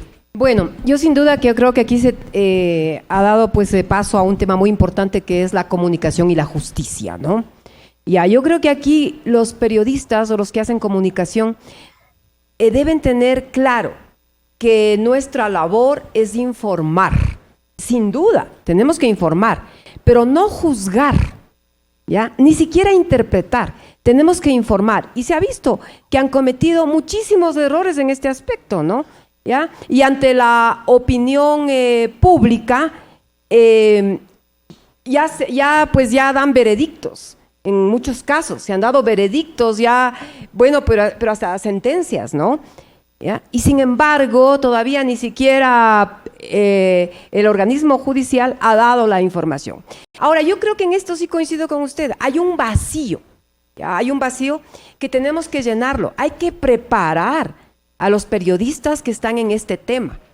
Hay que preparar muchísimo. No es cuestión de ir y juzgar, ¿no? O sea, realmente es informar. Eso creo que es un tema muy, muy importante, que hay que hacer esa diferenciación, ¿ya? Para evitar errores y lo que hemos visto que ha pasado, pues, y que tenemos que luego salir a pedir disculpas o a causar daños irreparables a gente inocente también, ¿no? Y siempre hay que recordar, o sea, que realmente que todos somos pues inocentes hasta que se demuestre lo contrario. Antes de darle la palabra a Abel, queremos agradecer que nos haya acompañado Juan Pablo Albán. De paso, queremos felicitarte por tus actividades como miembro del Comité de Desapariciones Forzadas de la Organización de Naciones Unidas. Es un orgullo que un abogado con tu experiencia, un abogado de este país, sea parte de ese comité de expertos en donde tienen un papel muy importante, que es el de controlar, supervigilar el accionar de los estados en el marco de las desapariciones forzosas. Queremos agradecer tu presencia, Juan Pablo. Lastimosamente por compromisos universitarios tienes que retirarse. Y quiero agradecerte por habernos acompañado ahora que estamos a 23 horas, 24 minutos, 52 segundos. Abel, yo tengo una inquietud que quiero hacer desde el ámbito de las universidades.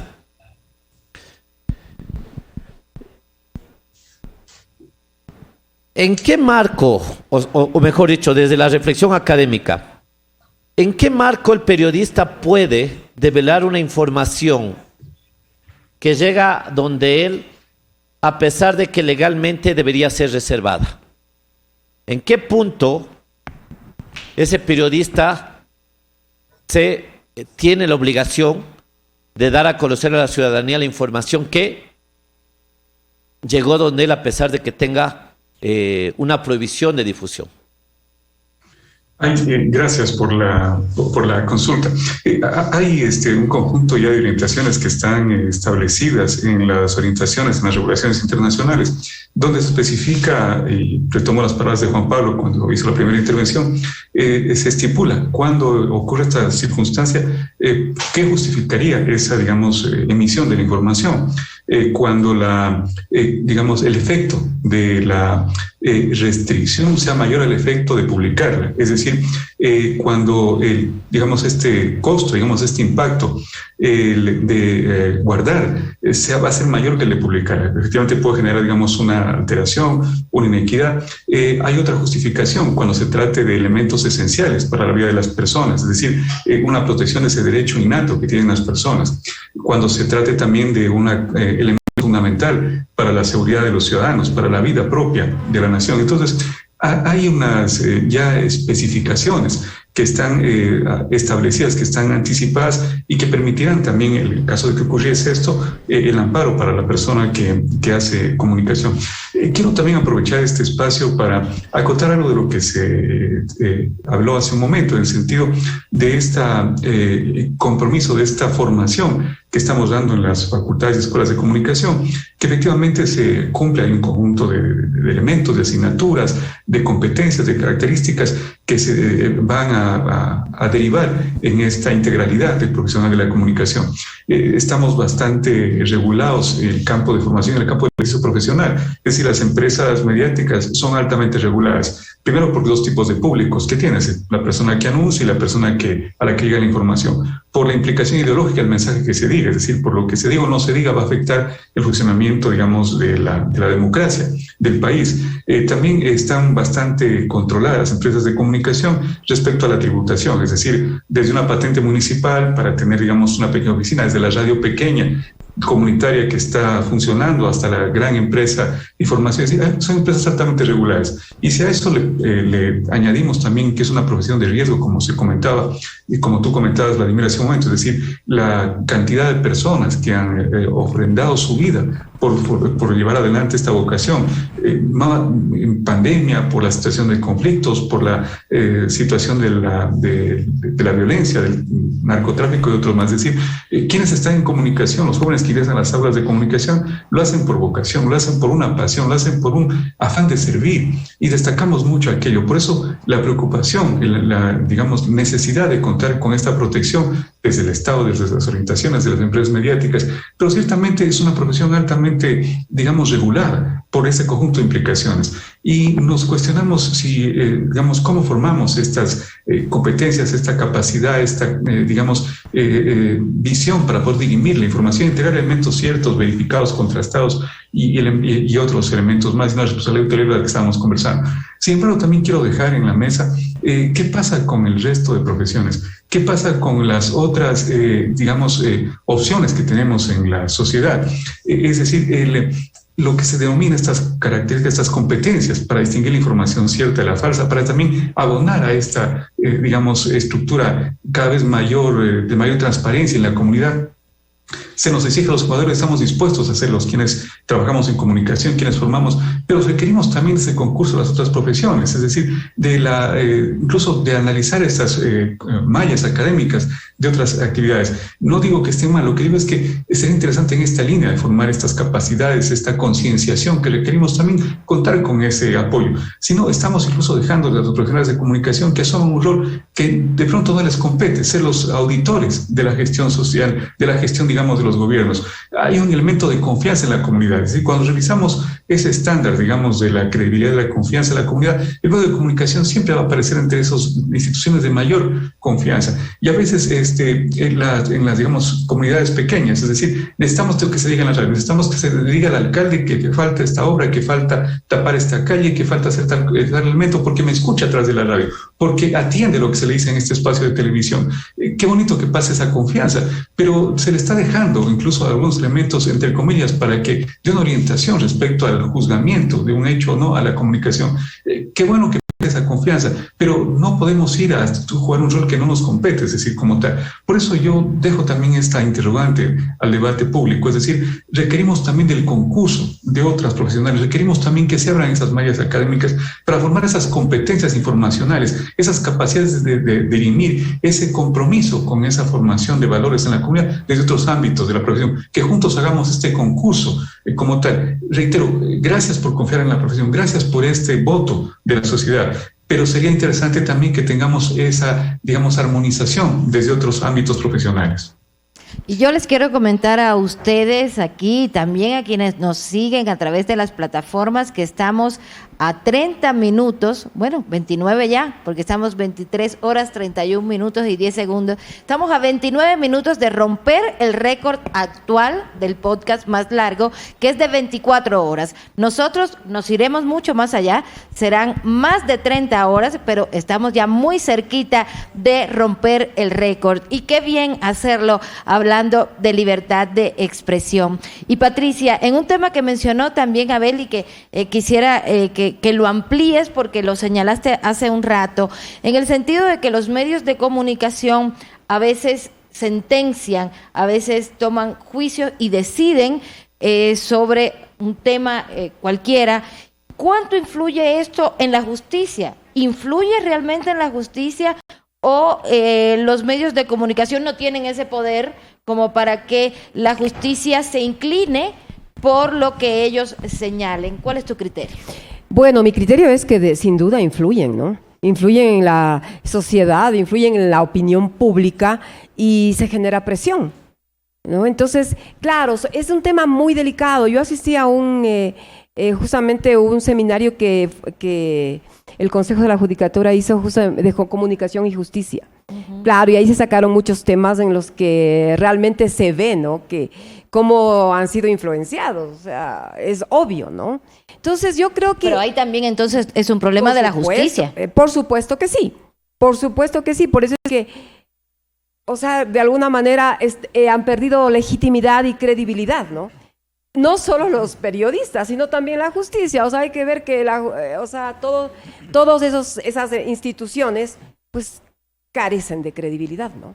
¿Ya? Pero hay también una parte de comunicadores que no hemos ayudado, pues, para que se fortalezca esa institucionalidad, sino que por el contrario, ¿no? Nos adelantamos y en lugar de informar, pues se emiten juicios de valor. Y se emiten juicios que sin duda llegan a la población, que no diferencia entre lo que es opinión publicada y opinión pública, ¿no? Que ese también es otro tema muy interesante, pues se ha roto ese paradigma de opinión pública, ¿no? Hay autores que dicen que ese tema ya no existe, o sea, la opinión pública ya no existe, porque como estamos en la época de lo fast, ¿no? De lo light, en esa época de tener la primicia, en esa época de la inmediatez, ¿ya? Entonces, realmente, además también tenemos, como nos hemos convertido en prosumidores, tenemos cantidad de públicos como hay cantidad de opiniones, ¿no? Por eso es que ahora hay muchas, digamos, opiniones públicas de acuerdo a su propio contexto, de acuerdo a su propio grupo, ¿no? Yo quiero hacer una pregunta a los dos periodistas y periodistas que están aquí, Ámbar y Cristóbal. ¿Cómo abordar una investigación de corrupción sin terminar sentenciando a quien presumiblemente está involucrado?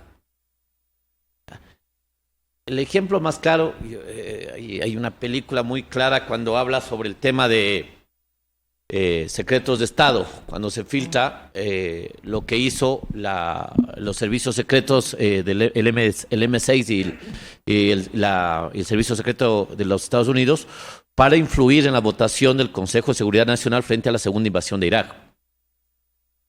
La pregunta que yo hago es eso, o sea, ¿a qué punto, cómo debería ser tratado con la experiencia de ustedes una información de corrupción sin terminar sentenciando cuando indudablemente tengo que referirme a los involucrados?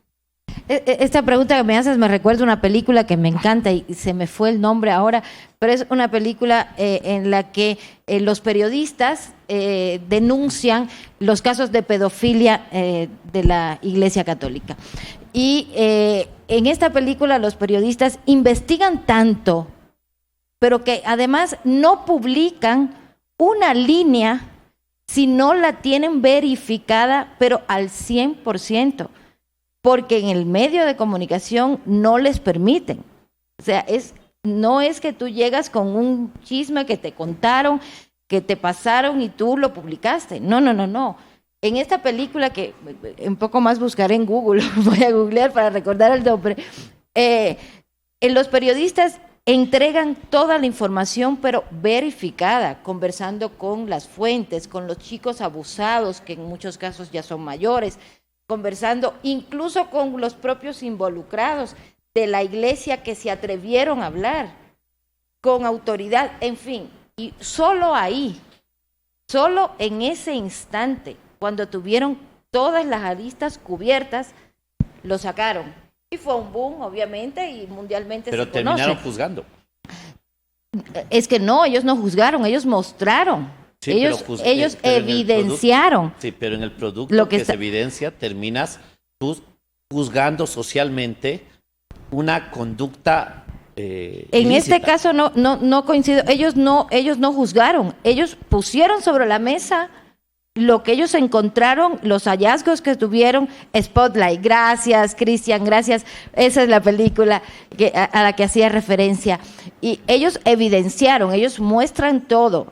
Y a lo que voy es que el medio no le, bueno, también por la trascendencia del tema, o sea, era súper fuerte lo que se iba a mostrar, ¿no? Era irse contra la iglesia. Pero el medio no les permitió publicar hasta que no estaba absolutamente demostrado lo que ellos estaban contando, y ahí hicieron portada y ahí fue un escándalo internacional. ¿A qué voy con esto? Que muchos medios de comunicación publican la primera noticia que tienen, el primer chisme que les llegó, sin tener un sustento, y ahí es donde va la responsabilidad para no juzgar, porque si tú tienes todas las evidencias, Vladimir, y si tú muestras aquí y esto está así, así, bueno, ya, pero un problema es juzgar a priori, sin tener los elementos, simplemente por lo que posiblemente sea. Cristóbal, Bueno, juzgar ya es otra cosa. Lo que los periodistas estamos obligados a hacer es periodismo, y el periodismo es contar hechos. Si vamos a contar los hechos, es decir, en el caso que cuenta Ámbar, ¿qué es lo más importante? ¿El hecho, la pedofilia o quién lo cometió? Es decir, es posible que esos involucrados ahí ni siquiera se recuerden los nombres ahora, ¿no es cierto? Pero el hecho sí queda en la sociedad. En los otros casos de corrupción, si nosotros contamos todo lo que se ha venido haciendo en caso de corrupción, con datos, con documentos, con respaldos, el nombre de quien lo hizo saldrá después. Y entonces, ahí hay que estar claros en el sentido de que estamos atacando hechos, no personas. Obviamente que detrás de esos hechos hay personas, pero luego saldrán los nombres y todo lo demás. Por ejemplo, un funcionario de nivel intermedio que ha estado cometiendo actos de corrupción. ¿Qué es lo más importante? ¿Conocer el nombre de ese funcionario o conocer cómo es lo que manejaba irregularmente sus tareas? Entonces ahí evitamos el juzgar nombres, sino simplemente vamos ni siquiera a juzgar, sino a contar hechos. Es muy complicado cuando el periodista comienza a decir esto está bien, esto está más o menos, o esto está mal. No estamos para eso, estamos para contar las cosas, y es el público, el gran público, el que dice, ¿cómo han estado haciendo? No me parece que está bueno, ha estado más o menos, o esto sí ha estado bueno o ha estado mal. Es decir, es el público el que tiene que juzgar luego de que el periodista cuenta los hechos que ha podido investigar. Creo que ahí es como se puede solucionar esto. bueno, ahora, el involucrado siempre dirá que le están juzgando. Siempre buscará una forma de defenderse. Claro. O a quien se presume. Siempre tratará de deslegitimar. Pero indudablemente la forma en cómo se exponga, la contundencia de los hechos, puede incluso terminar haciendo renunciar presidentes, como el caso Watergate, o el caso Pegaso, que está hoy ocurriendo y conmocionando a España, con el tema de las escuchas, incluso al propio presidente del Estado español. Vladimir, ahora mismo, o sea, alguna persona es investigada por algún tema, le encuentran en algún asunto ilícito, persecución política. Entonces se le pregunta, ¿qué estaba haciendo usted? No, es que es persecución política. Pero aquí hay datos, aquí hay cosas, es que es persecución política. Y entonces ahora todo es persecución política. Es decir, y ya con eso, persecución política, queda la imagen el mencionado.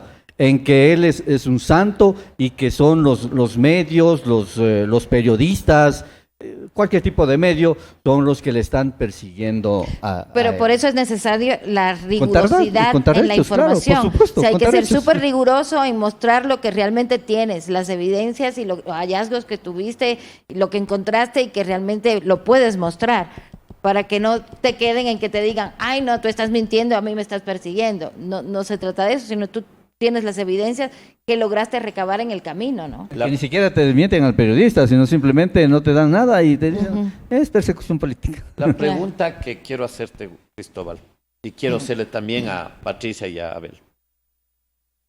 La situación actual de los medios de comunicación y del periodismo está en capacidad de poder enfrentar procesos de investigación rigurosa, que significa incluso contratar peritos y técnicos al respecto.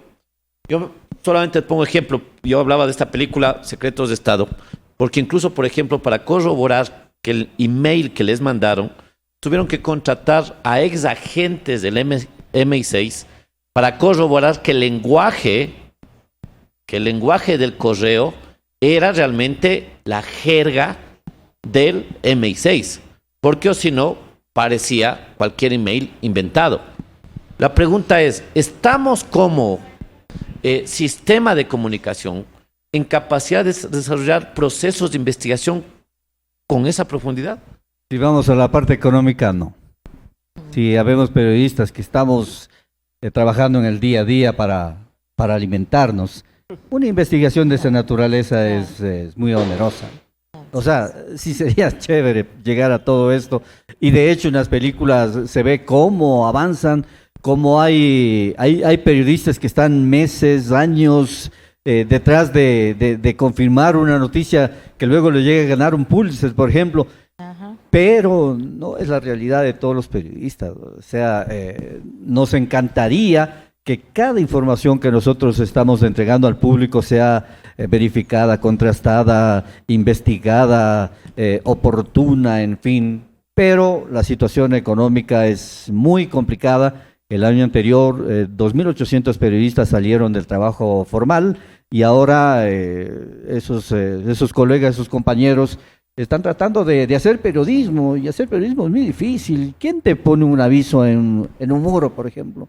¿Quién te pone un aviso en un periódico electrónico, un aviso que valga la pena que pague algo, ¿no? O sea, el periodismo en esas circunstancias en la actualidad, por lo menos aquí en nuestro país, está pasando por momentos muy difíciles, ¿no? Incluso para los medios de comunicación es complicado tener estos departamentos de investigación con los que siempre se sueña. Yo me acuerdo cuando trabajaba en Gamavisión hace algunos años, era eso, tener un departamento de investigación. Nunca lo logramos hacer.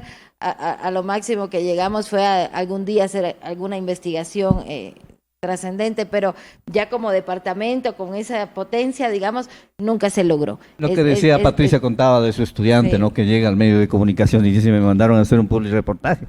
Y entonces ahí la pregunta es, pero aquí saliste también aprendiendo a hacer public reportaje, ¿no?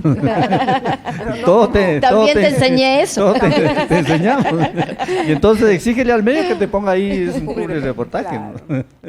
Bueno, yo creo que es verdad, ¿no? Y creo que ya es hora de reivindicar, o sea, realmente si es que no hubiera sido por el periodismo y por esos periodistas valientes, habría muchas cosas que nunca se hubieran sabido, nunca hubiéramos sabido, ¿no? O sea, eso hay que reconocer a nivel mundial y a nivel de nuestro país. Existen muchos periodistas valientes que han logrado sacar a flote estas informaciones que nunca hubiésemos. Pero yo sí creo que Latinoamérica en general tenemos pues un déficit en lo que es investigación, ¿no? O sea, no lo hacemos. Y ahora corremos ese riesgo por esa cuestión del rating, por eso de tener la inmediatez, de caer en errores que van sin datos, ¿no? Sin un contraste y se publican, ¿no? Ahora, desde las mallas de la universidad, pues uno sí se preocupa de dar todas esas competencias a los estudiantes, ¿no? De esas competencias que le permitan ser buenos comunicadores. Y también este tema de que realmente el periodismo es mal pagado, y eso hay que reconocer, ¿no? Es mal pagado en todo, o sea, todavía no tiene el peso que tiene la comunicación en otros países, ¿no? O sea, realmente la comunicación es un eje transversal que está en absolutamente todo. Sin comunicación no existe nada. Por lo tanto, yo creo que ya es hora de que se revise, ¿no?, en los medios también, y que se pague mejor a los que hacemos comunicación, ¿no? Sí, solamente para terminar el tema. Mira, sí hay esfuerzos, ¿no? Y esfuerzos muy importantes de compañeros dedicados a la investigación. O sea, Claro. no lo hemos mencionado antes, pero hay compañeros que son especialistas en esto. Y ellos se dan modos. Hay, por ejemplo, el diario El Universo tiene un gran equipo de investigación que tienen que sacar fuerzas de donde no hay para hacerlo. Juan Carlos Calderón es otro de ellos, Cristian El Expreso Zurita también a es otro veces de da ellos, Diario unos El buenos Expreso. golpes investigativos. Teleamazonas tiene su Sí. equipo de investigación. O sea, hay esfuerzos, ¿no? Pero llegar a la investigación tal como se presenta en las películas sí que cuesta mucha plata, ¿no? Abel, Ah, ¿cuál es el justamente. nivel de capacidad de investigación que tiene la prensa nacional? Yo comparto el criterio de quienes me antecedieron. Estimo que en el país, en las instituciones del país, hay condiciones humanas, profesionales excelentes, jóvenes que se están formando con mucha recursividad, muy capaces. Hay condiciones técnicas, las informáticas, las capacidades de conectividad nos permiten avanzar. Ciertamente hay restricciones económicas, es decir, cuesta hacer periodismo de investigación. Habría que invertir, habría que hacer una convención, digamos, para poder dedicar estas capacidades, estos tiempos que se requieren. Me parece un bonito ejemplo el que comentaba Ámbar de la película Spotlight, cómo, digamos, fue una situación en equipo, directivos, mandos medios, periodistas, apoyo institucionales y otros elementos como tal que permitieron poner en evidencia esta realidad, que luego generó un impacto que aún no sigue, digamos, se sigue, digamos, viviendo en este momento a nivel mundial. Frente a ello, yo reitero este trabajo por la calidad. Es decir, me parece que si vamos avanzando poco a poco y entregamos estos elementos de calidad, la comunidad va a estar dispuesta y en capacidades de consumir, de cubrir lo que cuesta hacer esa investigación. Aquí quiero poner un ejemplo pequeñito de mi ciudad. Tal vez tú, Vladimir, lo conoces, el caso del diario Hora 32. Un medio de comunicación que se funda hace 2 años exactamente por personas que fueron desvinculadas del lugar donde trabajaban, y ellos quedaron obviamente de la noche a la mañana sin su sustento, es decir, sin poder mantener, y tenían esa vocación por la profesión, por la comunicación. Desde hace 2 años hasta este momento han logrado fundar una empresa, y es un diario que se distribuye por PDF de manera gratuita, pero que se sustenta. Creo yo, es uno de los mejores, el mejor diario en este momento de mi provincia, del Ojo, es decir, se mantiene, llega, cubre, es un grupo de personas que están atentas, dispuestas a buscar información, incluso se han puesto en evidencia y han sido también cuestionados respecto a esta, digamos, incluso propuestas de alegatos judiciales de algunos políticos que se sienten amenazados porque no entienden que debe transparentar la información que es pública de las personas. Entonces, creo que este ejemplo pequeño, hablo de una provincia, digamos, como Loja, pero puede dar claves en este elemento de que la calidad puede llegar a tener esta apreciación desde la comunidad y puede ser, digamos, sostenida para poder hacer más periodismo de investigación. Y luego, yo abogo también por casos como estamos viendo en este momento. Creo que hay que continuar con esta labor pedagógica de formar a las audiencias, de formar a las personas, de entendernos esto que está haciendo el proceso de comunicación, buscar nuevos formatos, seguir en esta labor de información, de entregar elementos claves para la comunidad, ir a los centros educativos, utilizar los medios sociales, trasladar este debate que estamos teniendo en este momento entre periodistas y académicos a lenguajes juveniles, a lenguajes infantiles, incluso, es decir, entregarles estos elementos para que puedan dirimir, que puedan entender, que puedan consumir realmente con esta visión crítica, es decir, y así podemos poco a poco formar esas, digamos, personas que estén en condiciones de exigir este periodismo de calidad. Me parece, a mí felicito mucho esta labor, yo llamo pedagógica del Consejo de Comunicación, y le animo y nos comprometemos, yo creo que todos, para continuar en otros escenarios, hacia otros públicos como tal. Y me parece también interesante lo que ya está ocurriendo con lo que estamos haciendo las facultades de comunicación, las universidades. Patricia y yo, perdón que hable en este sentido, compartimos la experiencia de Ecuador Verifica, es decir, estamos presentes en este esfuerzo que está haciendo una institución desde que reúne actores de la sociedad, medios de comunicación, que digamos es parte de esta iniciativa de Fundamedios, y estamos trabajando desde esta labor, digamos, de buscar estas, digamos, este seguimiento de la información, periodos electorales y mucho más allá. Es decir, nos estamos convocando actores para poder trabajar en esta línea. O lo que hace, por ejemplo, el Observatorio Interuniversitario de Medios del Ecuador, o IME, y reuniendo igual a voluntades de varias instituciones educativas. Creo yo que esta colaboración, esta pedagogía nos va a ayudar mucho en esta, digamos, dentro de poco tener las condiciones ya económicas a través de esta capacidad de demanda que puede tener la comunidad respecto a los elementos de investigación periodística. Solamente para complementar lo que dice Abel, sí hay grandes esfuerzos en investigación. No podemos desconocer el trabajo que hace Coavisa para mantener semanalmente un programa de investigación. Y el colega Hernán Higuera, que casi da la vida por justamente ir a un trabajo de investigación, ¿no? El COVID-19 estuvo a punto de llevárselo, claro. Pero ya, entonces sí hay esfuerzo, yo hacía esta ¿no? reflexión por un hecho. Existe una calidad de profesionales de la comunicación, de trabajadores de la comunicación, lo existe. Existen también, como en todo lado, pueden haber errores, límites, etcétera, etcétera. Pero los límites principales del sistema de comunicación están en los límites de la estructura económica y social de nuestro país. O sea, no podemos nosotros exigir una comunicación distinta si tenemos una cultura arraigada con ciertos patrones que impiden desarrollar un proceso de comunicación mucho más democrático, mucho más inclusivo, mucho más participativo. Yo creo que la Constitución del Ecuador establece una vara muy alta sobre los derechos de la comunicación y una vara muy alta que deberíamos trabajar por cumplirlas y que deberíamos trabajar por y exigir que el Estado garantice ese cumplimiento de los derechos. Pero indudablemente ya la realidad concreta genera una serie de dificultades y que creo que un reto que tiene el Estado y los legisladores principalmente es cómo ponderar ambos hechos, cómo ponderar el deber ser y el ser. Porque hay casos como los siguientes. Necesitamos una comunicación inclusiva. Es parte de la garantía de la libertad de expresión. La pregunta que hago es, ¿los medios de comunicación locales y regionales están en capacidad de incorporar, por ejemplo, técnicos profesionales en lenguas de señas? ¿Hasta qué punto estamos en capacidad los medios de comunicación general en desarrollar formatos inclusivos? ¿Y cuál debe ser en ese marco el apoyo que el Estado tenga que dar en esa situación? ¿Hasta qué punto estamos en capacidad, por ejemplo, de incorporar al sistema de comunicación a trabajadores de la comunicación que tengan discapacidades sensoriales, discapacidades psicosociales, mentales, etcétera, etcétera? Son algunos de los retos que se dan. ¿Hasta qué punto estamos en condiciones, solamente pongo un ejemplo, hasta qué punto estamos en condiciones de incluir en la planta de los principales actores de comunicación a la población trans, hombres o mujeres trans?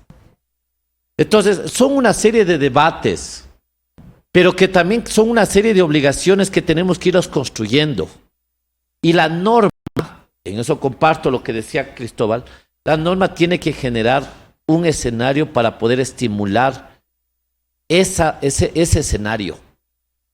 Un escenario que permita estimular a que los medios de comunicación permitan el acceso a otros sectores que no se encuentran actualmente ahí. Lo que pasa es que en tema de derechos, bueno, nos falta tanto. En el segmento anterior, que Periodismo Sin Límites, Cristian Salinas, que nos acompañó, él decía, los medios de comunicación que nos contratan a los periodistas o comunicadores con algún tipo de discapacidad, nos contratan para que hagamos entrevistas sobre discapacidad. O sea, a nosotros nos segmentan en este espacio en el cual, como yo soy no vidente, debo ir a hacer entrevista a una persona que tiene alguna otra discapacidad. Entonces nos segmentan de esa manera porque no nos ven con la posibilidad de ser un periodista político o de ser un periodista de temas económicos, porque como soy un comunicador con discapacidad, yo hago temas de discapacidad.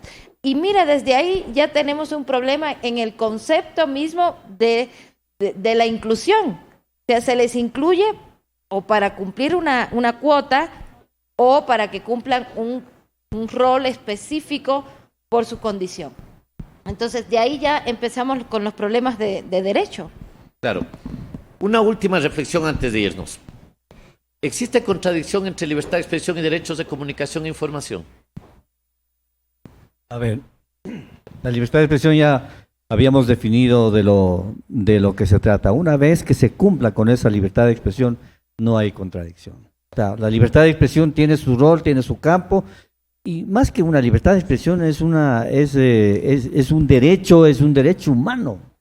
El poder pensar y el poder expresarse, que luego ya vengan las regulaciones que no puedes decir más de la cuenta y todo lo demás, pero es un derecho humano que nadie nos puede quitar, y además que no se inventó hace 5 años, esto viene desde que hay la humanidad, el derecho a pensar y el derecho a comunicarse. Son derechos inalienables.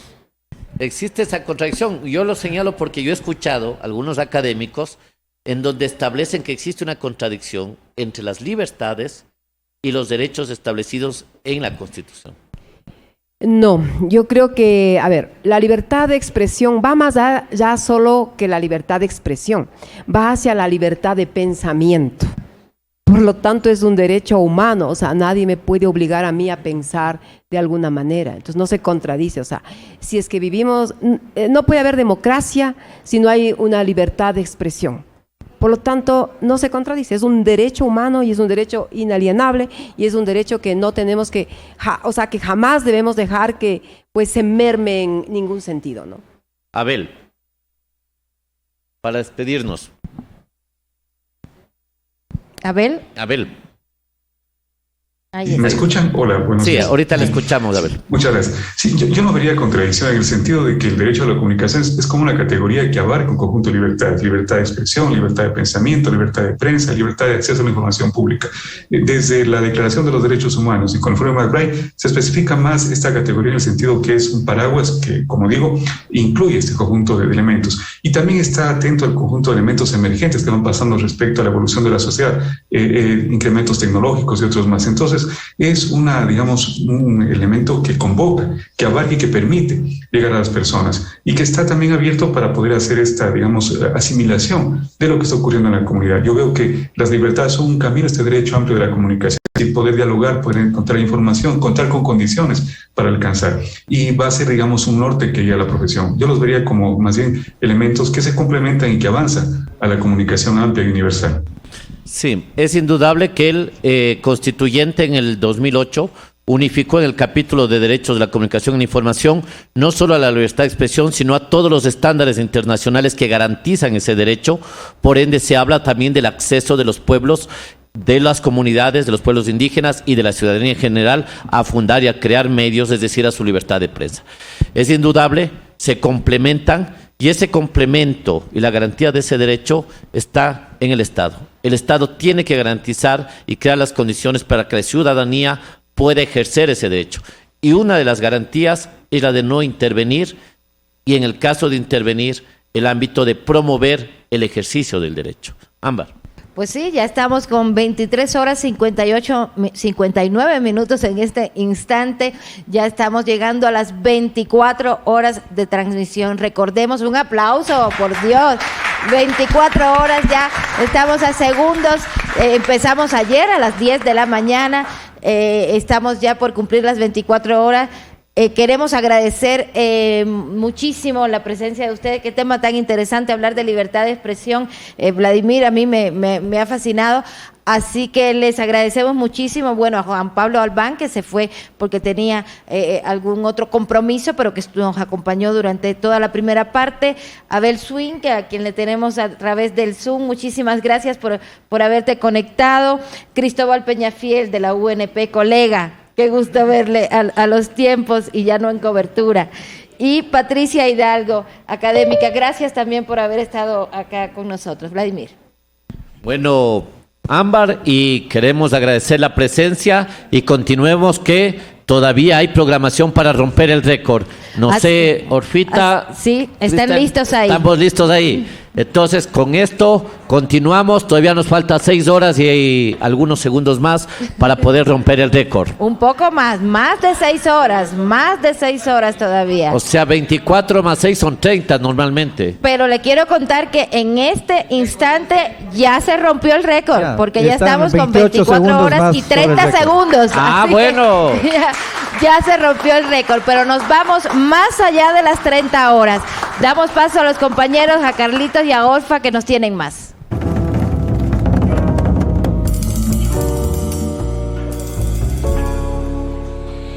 El periodismo es una profesión relacionada con las situaciones sociales más complejas, pero también con el uso de la tecnología de la comunicación, de las famosas TICs.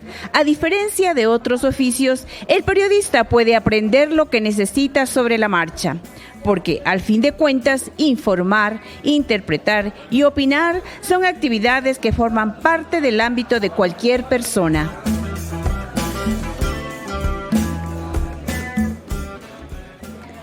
La profesión periodística es una de las más peligrosas en el mundo, según prueban las alertas de agresiones a profesionales de la información a nivel mundial como la UNESCO, Reporteros Sin Fronteras o la Federación Internacional de Periodismo. Esta última ha registrado un número récord de periodistas detenidos y detenidas en el 2021 con 365 compañeros y compañeras entre rejas debido al ejercicio profesional. En el Ecuador, el Consejo de Comunicación de lo que va del año ha levantado 63 expedientes de agresión, de los cuales 36 han sido contra hombres y 21 contra mujeres, siendo las amenazas contra las mujeres las que evidencian diversos factores. A nivel mundial, las estadísticas de la Federación Internacional de Periodismo, FIP, evidencian que el 65% de las trabajadoras de los medios de comunicación han sufrido intimidaciones, amenazas o abusos en relación con su trabajo, ya sea en línea o fuera de ella.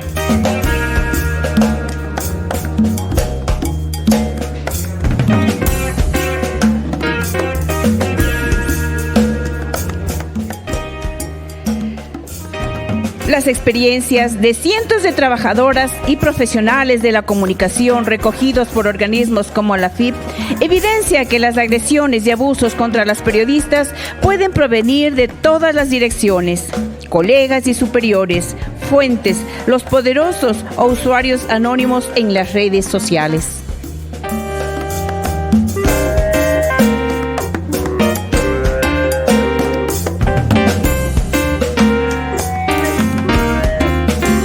Esta es una adaptación del reportaje La FIP pide erradicar la violencia y acoso a mujeres periodistas en el trabajo, disponible en el portal Switsoft, con la música titulada Intromisión 1, creada por Guillermo Estrella e incluida en el álbum Cruz del Sur. Guionización Carlos W. Bisuet, locución Orfa Reynoso.